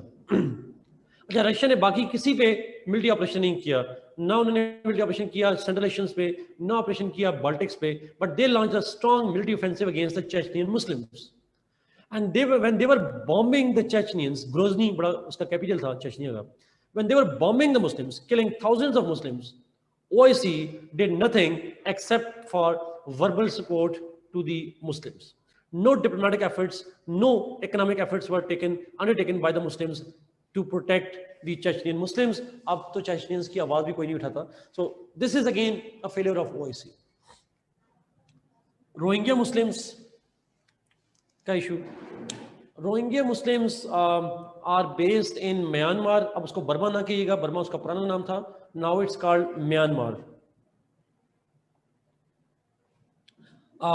The real issue are two. One, Rohingya Muslims are not given the rights as citizens. The Rohingya Muslims in Myanmar are not considered the citizens and therefore they are not given the rights. Citizens के क्या rights होते हैं? मिसाल के तौर पर आप CSS कर सकते हैं, अगर आप citizen ना हो तो आप नहीं कर सकते. If you are not a citizen तो आपका freedom of expression limit हो जाता है, आपकी freedom of movement limit हो जाती है, आपकी freedom of jobs, everything gets limited. You don't get rights at all. So इसका मतलब ये हुआ कि if they are not considered citizens, they do not have the rights to do jobs, they do not have the right to security, freedom of speech and expression and jobs, education, health, वो सारी access जो है that is denied to them. So they are no man's land, they are people without a state. ये ऐसे लोग हैं जिनका कोई मुल्क ही नहीं है, जिस मुल्क में रहते हैं वो उन्हें accept ही नहीं करता, and nobody else also does them. Nobody else accepts them too. So they are people with no state and no rights at all, and there are millions of them, and OIC has failed to do protect any of their rights in this regard. कोई ऐसा right जो है वो नहीं है. किरण इसकी एक history है, क्यों नहीं कर रहे, वो कभी मेंबर सिटीजन थे ही नहीं, तो इसलिए उनको अब एक हिस्ट्री है उनकी पूरी, बांग्लादेश के साथ उनका कॉन्फ्लिक्ट है. They're like refugees, but refugees किसी मुल्क के होते हैं ना, ये किसी मुल्क के भी नहीं है. They're not even refugees of any state. They are people with no state, simply. Nomad कह लें दुनिया के, global nomads. दूसरा issue is the persecution of the Muslims. Yes, they are called stateless. That's true, Shoaib. Stateless people. दूसरा issue क्या है? That is issue of genocide, the issue of persecution. The Myanmar government is alleged to have been involved in the genocide of the Muslims, the killings of the Muslims, Rohingya Muslims in Myanmar.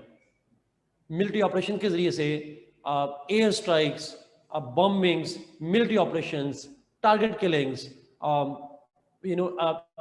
custodial killings. They are involved in the genocide of the Muslims. Rohingya के खिलाफ हो रहा है, and OIC is doing nothing on that. और आपके लिए शायद ये हैरानगी की बात हो, म्यांमार की गवर्नमेंट जिन वेपन से, जिन जेट से बम्बार्डमेंट करती है, उन जेट्स में से एक जेट उनको हम बेचते हैं, JF-17. We sell them and they kill Rohingya Muslims because of it. So लिखने वाली बात तो नहीं है, वैसे बता रहा हूँ sir. We provide them the military help, sir.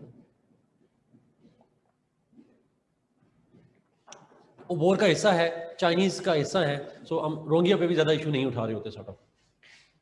लेकिन इंडिया में एक मुसलमान मर जाए, हमारे मुल्क में तबाही मिल जाती है, और वहां सैकड़ों मरते हैं बिकॉज थैंक्स टू चाइना. हम बोल, बट अगेन ये इशू है, पाकिस्तान का जिक्र ना कीजिएगा, जनरली बात कर दीजिएगा over there. Muslim minority in India, how India treats the Muslim minority in India. India कैसे मुस्लिम माइनॉरिटी को ट्रीट करता है, ये पॉइंट भी आप ऐड कर सकते हैं. You can add this point two. और उसके अंदर आप जो डिस्क्रिमिनेशन है अगेंस्ट मुस्लिम्स, उस पॉइंट को उठा सकते हैं. You can add the discrimination point. You can add some other points like वो जो क्या था, सिटीजन अमेंडमेंट एक्ट था, CAA मेरे ख्याल में ऐसा ही है, CAA, citizen amendment act, that denied the citizenship rights to the Muslims. जो मुस्लिम माइग्रेंट्स थे वहाँ पे, उसकी बात कर सकते हैं. जो विजिलेंटिज्म है वहाँ पे इंडिया के अंदर, विजिलेंटिज्म मतलब ये है कि the groups of the gangs of Hindus, they target the Muslims because of various reasons. So again, OIC is completely silent on the rights of Muslims in India, and no even unanimity of views exists on the issue of Muslims' rights in India. Hamza मैंने कहा कि जो Indians हैं वो जो मुसलमानों के खिलाफ डिस्क्रिमिनेशन करते हैं, जो मुसलमानों को टारगेट किलिंग्स करते हैं, जो मुसलमानों के राइट्स को स्प्रेस करते हैं, OIC is silent. Indian government भी करती है खालिद, और RSS के ग्रुप्स जो हैं विजिलेंटिज्म, वो भी करते हैं सॉर्ट ऑफ. सो दोनों स्टेट्स को भी और नॉन स्टेट्स दोनों को हम ब्लेम करेंगे on that because of fascism, because of Hindutva policy and so on and so forth. This is again a major issue there. Babri मस्जिद को उठा लें, अब जो भी recently true true true Tablighi Jamaat पे अक्सर वो इल्ज़ाम लगाते हैं कि that is the reason why spread of corona virus happened over there. Ram Mandir वाली बातें ये सारी कर सकते हैं। True true.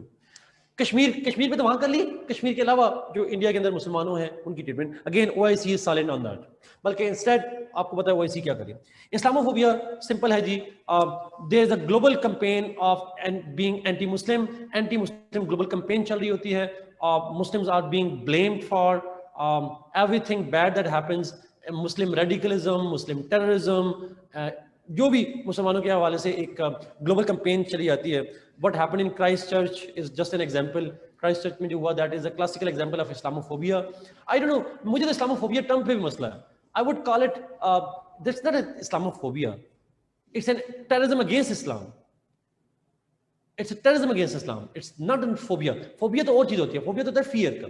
तो Islamophobia mean the fear of Muslim, it's not a fear of Muslim, it's actually the killing of the Muslims, it's actually the discriminations of Muslims and actually intimidation of the Muslims. So I would go ahead on that. So Islamophobia broadly sense में, अच्छा OIC का इस पे हर साल एक conference होती है।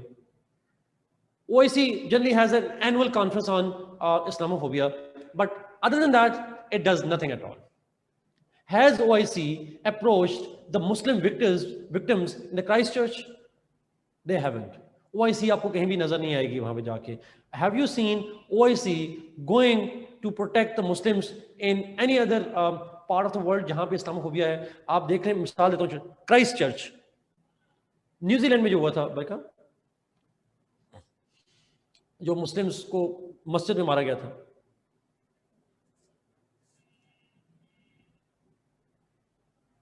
True true.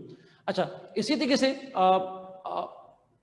एक और भी बहुत सारी इवेंट्स हैं, लॉट्स ऑफ अदर एग्जांपल्स जहां पे आपको नजर आएगा। मैं मिसाल दूं, इंडियन एक मिनिस्टर ने एक जुमला कहा था जो उसमें अब मैं भूल गया हूं, उनका नाम हमेशा से मुश्किल सा नाम होता है, मैं भूल जाता हूं। उन्होंने जब अल जज़ीरा को इंटरव्यू देते हुए कहा कि जहां भी दुनिया में 30% से ऊपर मुस्लिम पॉपुलेशन चली जाए, that becomes a problem for that state. He said it publicly कि जहां 30% मुस्लिम पॉपुलेशन हो वहां पे दुनिया में प्रॉब्लम बनना शुरू हो जाता है। He clearly blamed Muslims as the problem in the world.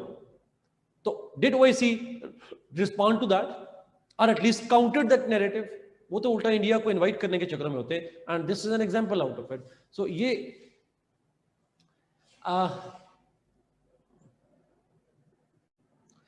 जी खालिद उसको प्रोसिक्यूट तो किया है, बट मेरा ख्याल है पॉइंट ये है कि OIC क्या कर रहा है उसके ऊपर, what OIC is doing, has OIC highlighted that issue?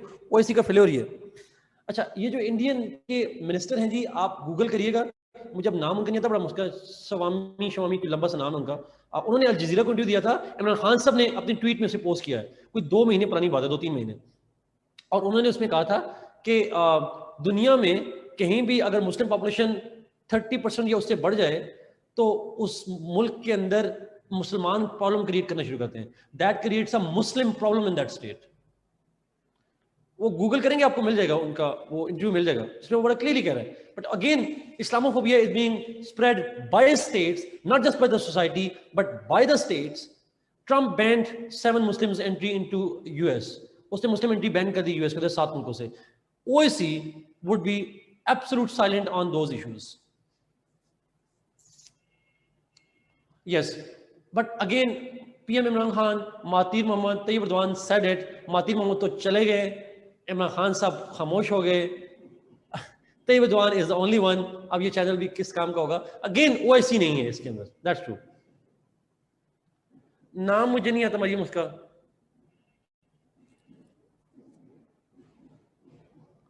Yes कायनात, थैंक यू, सबा रमामियन स्वामी साहब जो भी हैं सड़क। जुल्फिकार आपका सवाल बड़ा एनालिटिकल और बड़ा अच्छा सवाल है।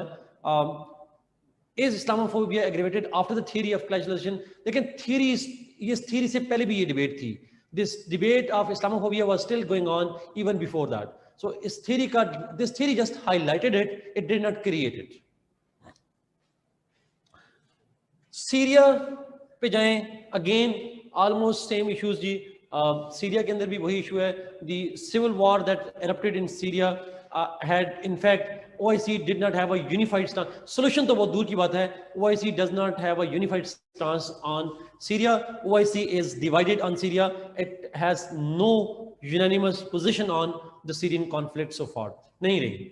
Same in Yemen. OIC is divided on Yemen. It does not have a unified stance on Yemen, or thousands and thousands of got killed, but OIC remains silent and it does not have a unified stance on these issues. Same in Libya. Libya के अंदर तो अभी भी war peak पे है between the two rival groups. Again, OIC is divided on that. Some OIC members are on one side, some are supporting the other side, and OIC is, broadly speaking, silent on those issues. Hundreds and thousands are getting killed. OIC doing nothing at all. Sectarianism, obviously sectarianism is a major issue and one of the most important reasons of the divisions within OIC. But चाहे social level पे हो, societal level पे हो, चाहे state level पे हो, but the OIC has been unable to deal with the sectarian conflict. देखिए sect खत्म करना OIC का काम नहीं है, but sectarian conflicts को खत्म करना, that should have been, और sectarian harmony create करना, that should have been done by the OIC. It's part of their objectives. इसके objective में है कि harmony among the Muslim states, but sectarian divide is there. It failed to unite the Muslim world, yes, और Muslim world के अंदर जो unity है उसकी बात करूं, sectarian unity की बात करूं, sectarian harmony की बात करूं, उसमें failure है. Political failure तो यहाँ पे है, ये sectarian failure है. Extremism, we all know that it's a reality. Muslim states do face a social problem of extremism and terrorism. लेकिन again इस extremist narrative जो है Muslim societies के अंदर, that extremism has not been dealt with by the OIC. OIC के कोई ऐसा significant initiative नहीं है that would be dealing with the problem of rising extremism in the Muslim world. किसी जगह पे भी आपको नजर नहीं आएगा. OIC would be still silent again because OIC की priority is different. Economic issues, we all know that. Thank you, Kanal, for sharing. Exactly. Economic issues की बात करते हैं.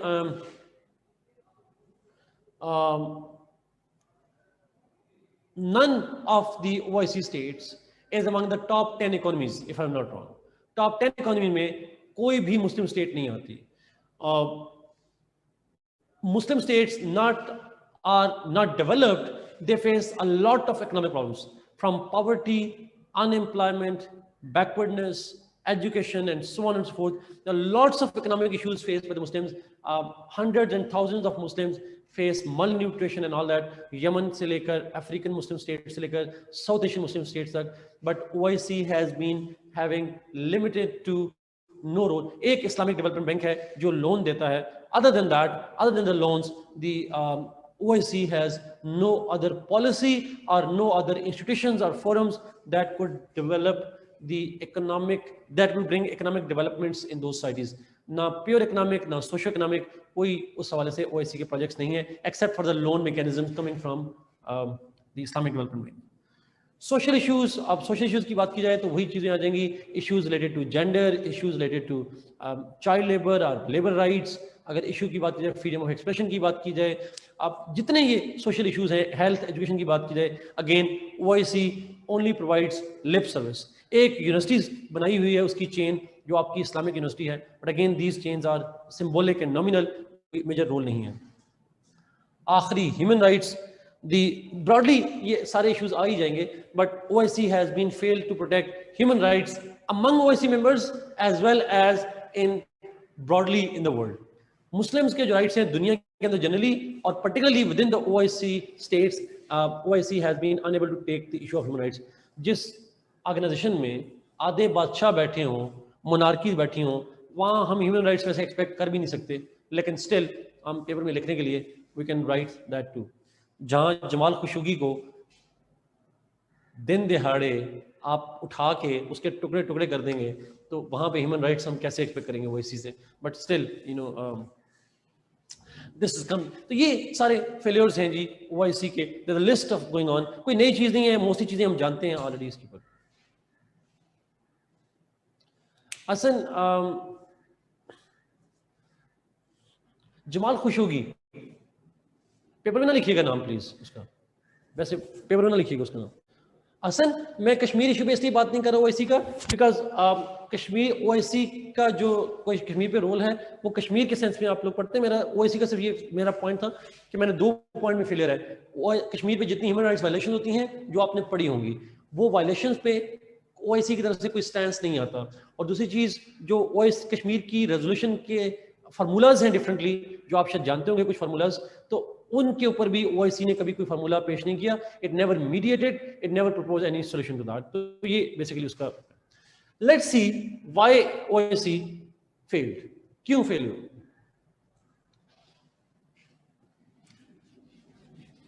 So let me highlight some key reasons for this failure.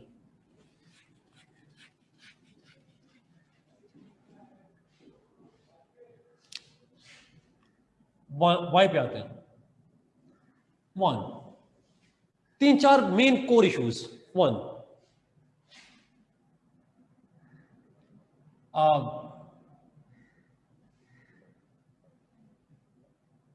Umma. 2nd, sectarian divide।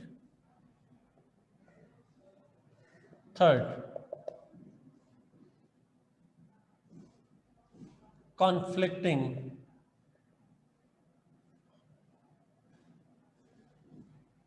regional interest। 4th,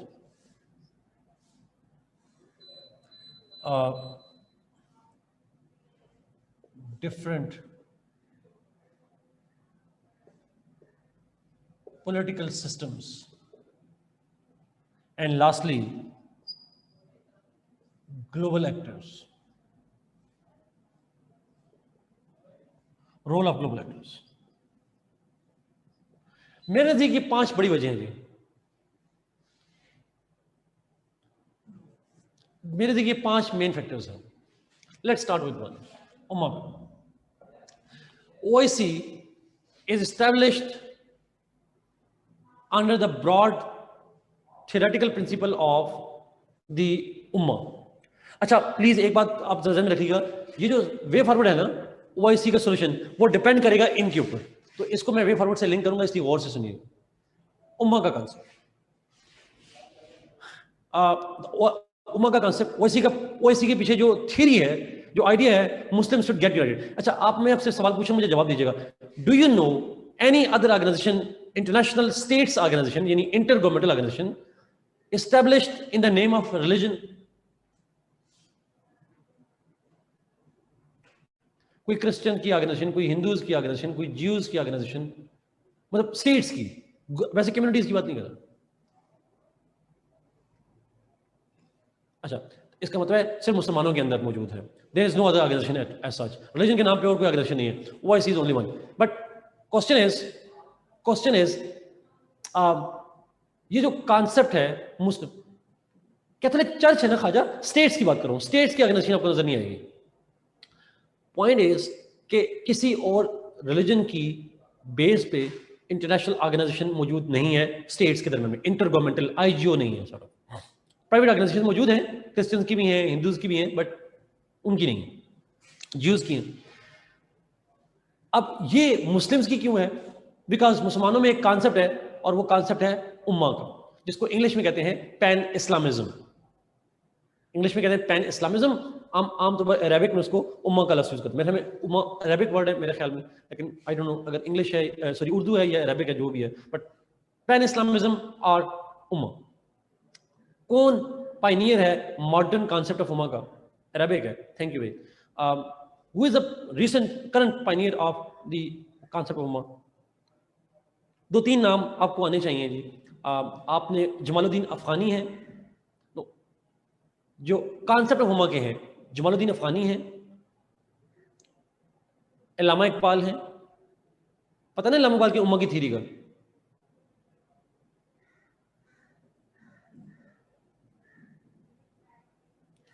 Jamaluddin अफगानी, ये matric की Pakistan study उठाई, उसमें लिखा हुआ है सारा का सारा। मैंने नहीं पढ़ा ना पॉलिटिकल साइंस में जाके, आप पढ़े लिखे, ये मैट्रिक की किताब उठाएं, जमालुद्दीन अफगानी का जिक्र है, इलामा इकबाल का जिक्र है। हाँ, ये थोड़ी सी आप लोगों ने मैट्रिक की पाकिस्तान स्टडी पढ़नी है। फिर आप चलें थोड़ा सा देखिए, Jamaluddin Afghani was the first 19th century के अंदर, he was the first recent Muslim scholar who had not only proposed the idea of pan-Islamism, he tried to unify the Muslims around the world. He made efforts. वो ideas भी दिया उन्होंने और unite करने की कोशिश भी की. Allama Iqbal also gave the concept of ummah. और आपने वो क्या, एक हो मुस्लिम हरम की पासबानी के लिए नील के साहिल से लेकर ताब खाक की काशकर, जो भी शेर रट्टे लगाए हुए हैं आप लोगों ने, वो आप लगा लीजिएगा. Idea of the unity of Muslims, इसको कहते हैं pan Islamism. The idea of unity of Muslims. ये शेर सुना हुआ है ना अल्लामा इकबाल का आपने, एक हो मुस्लिम हरम वाली बात. मिलत पे भी है, अपनी मिलत पे क्यास, पता नहीं फर्क कायम रखते मिलत से है तन्हा कुछ नहीं. वो जो भी आपने शेर प्लीज वो रट्टे लगाए हुए हैं आप, वो तो अल्लामा इकबाल का भी कॉन्सेप्ट है. अच्छा, फिर आगे फिर रिसेंटली आप उठा कर देखें, बहुत सारे और राइटर्स हैं जो तो ये थ्योरी थी कि मुस्लिम should get United. If that idea is कि अच्छा, फिर आप सैयद मोहम्मद कुतुब हैं, रिसेंटली पास्ट में अगर आप चले जाएंगे, सैयद कुतुब की राइटिंग्स हैं. So there are lots of people. पहला बताया जमालुद्दीन अफगानी, दूसरा कहा अल्लामा इकबाल साहब, तीसरा मैंने कहा सैयद मोहम्मद कुतुब. नहीं, अल्लामा इकबाल की शायरी को इंग्लिश में ना लिखिएगा, वो रोमन इंग्लिश हो जाएगी, ट्रांसलेशन तो हम कर नहीं सकते. रोमन इंग्लिश हो जाएगी तो बेहतर है आप उर्दू में लिखें. But point is they are different writers. Syed Mohammad Qutb, exactly, they are different writers who propose the idea of ummah. लेकिन मेरा सवाल ये है, does every Muslim state and society feel as attached to ummah as some of us do? Does every state consider the religion the only binding force? No. The importance of religion varies from society to society. And not everybody is, some are liberals now, cannot liberal nahi kahunga. Most of us are having different interests. Most of the states have interest in religion, but they do not be friendly to other person because he is also Muslim. मजहब की बुनियाद पे harmony होगी, ये जरूरी नहीं है हर बंदा ये फील कर रहा हो. जरा हम इतने टची हैं कि मजहब के नाम पे इकट्ठा होने की बात करते हैं, लेकिन अपने ही मजहब वालों को जमीन के एक टुकड़े की खातिर जान से मार भी देते हैं. ऐसा ही है ना? तो मजहब इंपॉर्टेंट है, लेकिन मजहब की बुनियाद पे दूसरे इंसानों से हमारी अटैचमेंट जो है ये नजर नहीं आएगी आपको. So not everybody feels as attached to this point as some of the us feel. अच्छा, अब आप एक कॉन्सेप्ट पढ़ेंगे सोशियोलॉजी में और पॉलिटिकल साइंस में, और वो है असबिया का कॉन्सेप्ट, इब्न खल्दून का कॉन्सेप्ट ऑफ असबिया. तो इब्न खल्दून का कॉन्सेप्ट ऑफ असबिया अगर आपने नाम सुना हो, तो that concept of asabiyya actually is the idea that the solidarity is not built on the basis of religion, it is built on something else. Ibn Khaldun ने कहा था solidarity असबिया पे, पैन इस्लामिज्म का एंटीथीसिस है, अपोजिट है असबिया का concept. मजहब के बिना पे solidarity नहीं आती, और solidarity उसने कहा था किसी और बिना पे आती है. तो उम्मा का कंसेप्ट क्या आप उसमें बताएंगे दो चैलेंज है. Some people theoretically or some philosophers don't believe that unity on the basis of religion is actually possible on political matters. Religion मामलात पे तो यूनिटी हो सकती है, बट पॉलिटिकल मैटर्स पे यूनिटी होगी ऐसा मुमकिन नहीं है. For example Ibn Khaldun is one of the pioneers of this idea. और दूसरी कहेंगे not every person feels attached to the religion the same way. हर एक के अंदर जो है वो ऐसा नहीं. That's true Munisa. Sajid also discourage that point. True, absolutely true, absolutely true. So now ये उम्मा के आइडिया पे क्वेश्चन मार्क है, क्योंकि उम्मा का यूनिटी पॉसिबल ही नहीं है, आर्टिफिशियल है. इसलिए कहा जाता है कि Muslims could not get united because concept ही नहीं मुमकिन. और अगर मुमकिन होता तो क्रिश्चियन ने भी बनाई होती, ज्यूज ने भी बनाई होती, हिंदूज ने भी बनाई होती। कॉन्सेप्ट मजहब के नाम पे इकट्ठे करना, that is un unrealistic goal और ऑब्जेक्टिव, इसलिए ये एक फेलियर होगी। हम इसको कहते हैं OIC is an artificial unity and therefore it is not sustainable. Khawaja साहब पहले भी नहीं होता था, जब मुगल्स थे इनकी ऑटोमन्स के साथ बनती थी। आप तारीख में उठाकर देख लें, जितनी मुस्लिम एम्पायर थी वो आपस में पीस में थी। सेक्टेरियन डिवाइड, सेक्टेरियन डिवाइड को अगर आप आसान सी है, Muslim societies and states are divided on the basis of sects. Sects divided है मुस्लिम में, ब्रॉडली दो बड़े सेक्ट हैं, शिया सुन्नी है, बट अगेन सलफीज्म और बाकी भी आ जाते हैं। So sectarian divides are more important than the common religion for many states and many societies. नाम नहीं लेंगे ईरान का, नाम नहीं लेंगे सऊदीया का, but you know what I'm referring to. So sectarian divide among the Muslim population and among the Muslim states is one of the reasons why they could not get united, or those sectarian divides are so sharp that the states are willing to go to conflict with each other. They are involved in proxy war with each other because of that sectarian divide. Yemen को उठा लें, आप Iraq को उठा लें, आप Lebanon को उठा लें, आप सीरिया को उठा लें, many of these conflicts are being fought in the name of sects. Sects के नाम पे है, नाम नहीं लेना सऊदी अरबिया ईरान का, बाकी बात इनडायरेक्टली उन्हीं की करनी है सॉर्ट ऑफ। ये एक वजह है। और सिर्फ स्टेट्स डिवाइड नहीं है, सोसाइटीज भी डिवाइडेड हैं, and this is one of the, मुसलमानों मजहब के नाम पे इकट्ठा होना तो दूर की बात, हम तो फिरकों में खत्म नहीं हो रहे। So obviously this is again a major issue. Conflicting regional interest, regional interest की अगर बात की जाए तो हर, क्योंकि देखिए Muslim world spans from Africa to Middle East to South Asia to South East Asia. कितना स्प्रेड है, इंडोनेशिया से लेकर मोरक्को तक, इट्स एन आर्क। क्या सारे रीजन्स के इश्यूज एक जैसे हैं? Do all states face the same issues? क्या मोरक्को के रीजनल कॉन्टेक्स्ट वही है जो इंडोनेशिया मलेशिया का है? नहीं है। हर स्टेट का रीजनल इशू, हमारे डायनेमिक्स डिफरेंट है, अफगानिस्तान की डायनेमिक्स डिफरेंट है, मिडिल ईस्ट के डायनेमिक्स डिफरेंट है, नॉर्थ अफ्रीका के डायनेमिक्स डिफरेंट है, सेंट्रल अफ्रीका के डिफरेंट है, साउथ ईस्ट है। तो हर स्टेट एक डिफरेंट रीजनल कॉन्टेक्स्ट में एग्जिस्ट करती है। The regional dynamics are different for each state. When the regional dynamics are different, their regional interests are different. And when their regional interests are different, automatically they do not come into harmony with others. Kashmir हमारे लिए तो बड़ा मसला होगा। हमारी सिर्फ कश्मीर का issue मजहब का तो नहीं है, we know that. इसका लिंक तो पार्टीशन से बनता है, इसका लिंक तो पानी से बनता है, इसका लिंक तो बहुत सी चीजों से बनता है। लेकिन why would Indonesia take up this issue? Indonesia के लिए क्या इंटरेस्ट है इसमें? स्वाय मुसलमान के कोई रीजनल इंटरेस्ट है इंडिया यहां पे उनका? Do they have any regional interest here? There is none. So regional context different है, क्योंकि Muslim states are geographically spread out and therefore they have different regional interests, and that is one reason why OIC is divided. Different political systems. Some states are democratic, some states are military dictatorships, some states are monarchies, and each state has a different political system. ऐसा ही है, kingship भी है, democracies भी हैं, dictatorship भी हैं। We have different kind of varieties, parliamentary हैं, प्रेसिडेंशियल हैं, फेडरेशंस हैं, यूनिटीज हैं, there different political systems. Political culture different है, कहीं पे सेकुलरिज्म है मुस्लिम में जैसे टर्की है, कहीं पे थियोक्रेसी है जैसे ईरान है। So there are different kind of political systems and there are different kind of political cultures in those states. If you have different political systems and you have different political cultures, is it necessary that those different political systems and cultures will develop harmony among each other?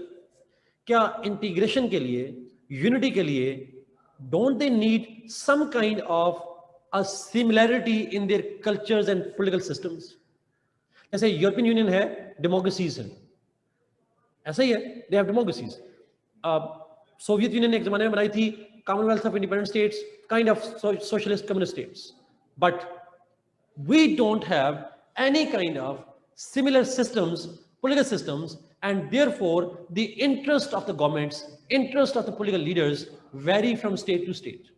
हर एक system के different interest होते हैं, different उनकी preference होती हैं, different priorities होती हैं, and that is why there is no unity among the Muslim states, because they are having absolute different and sometimes conflicting political systems. And lastly, global actors. Global actors se matlab hai US, Soviet Union in the past, China in present times. Global actors have their global policies, and they use different Muslim states for different regional interests. They use different states for different regional interests, and because these Muslim states are economically weak, they are politically weak, they are socially weak, so they become pawns for the global powers. They become kind of frontline states to the global powers' interest, even if that brings them into conflict with another Muslim country. America के लिए वो मुस्लिम मुल्क के खिलाफ बनने के लिए तैयार हो जाएंगे for the sake of Americans, because they need America to protect themselves. So Pakistan joined the US, and when we joined the US, we opposed the socialist system in Afghanistan. सदा दाऊद सोशलिस्ट सिस्टम लेकर आए और हमने मुखालफत कर दी America के कहने पे। अमेरिका के साथ मिलकर हमने, मुसलमान मुल्क थे ना अफगानिस्तान में, बट हमारे लिए अमेरिकन एड ज़्यादा इंपॉर्टेंट थी compare to Afghanistan. Same happens with almost everybody. You won't take the names, but these are different reasons why OIC failed on almost all of those counts that we have discussed.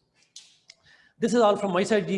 अगर question रह गया because time is up, but if you have any question please ask। फिर shortly way forward अभी नहीं बात करेंगे, next class के अंदर थोड़ा सा इसको डिस्कस करेंगे। Any question that you might have? 4th point, 1, 2, 3, 4 difference। जो different political systems हैं, कहीं मोनार्की, कहीं डेमोक्रेसी, कहीं थियोक्रेसी, कहीं पार्लियामेंट्री, कहीं presidential, different political systems, different political cultures results in different interests. Rulers के interest, society के interest different हो जाते हैं, and there is little chance of unity among them.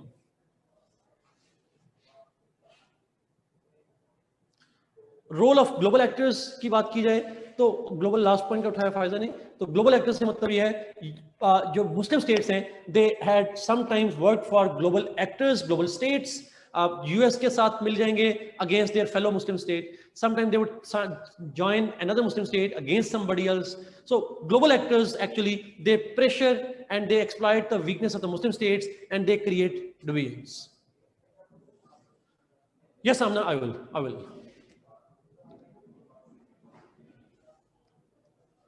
answer that. True, Mariam, agreed. Kainat, वो उसको next class में पूछेंगे, next class में चलेंगे।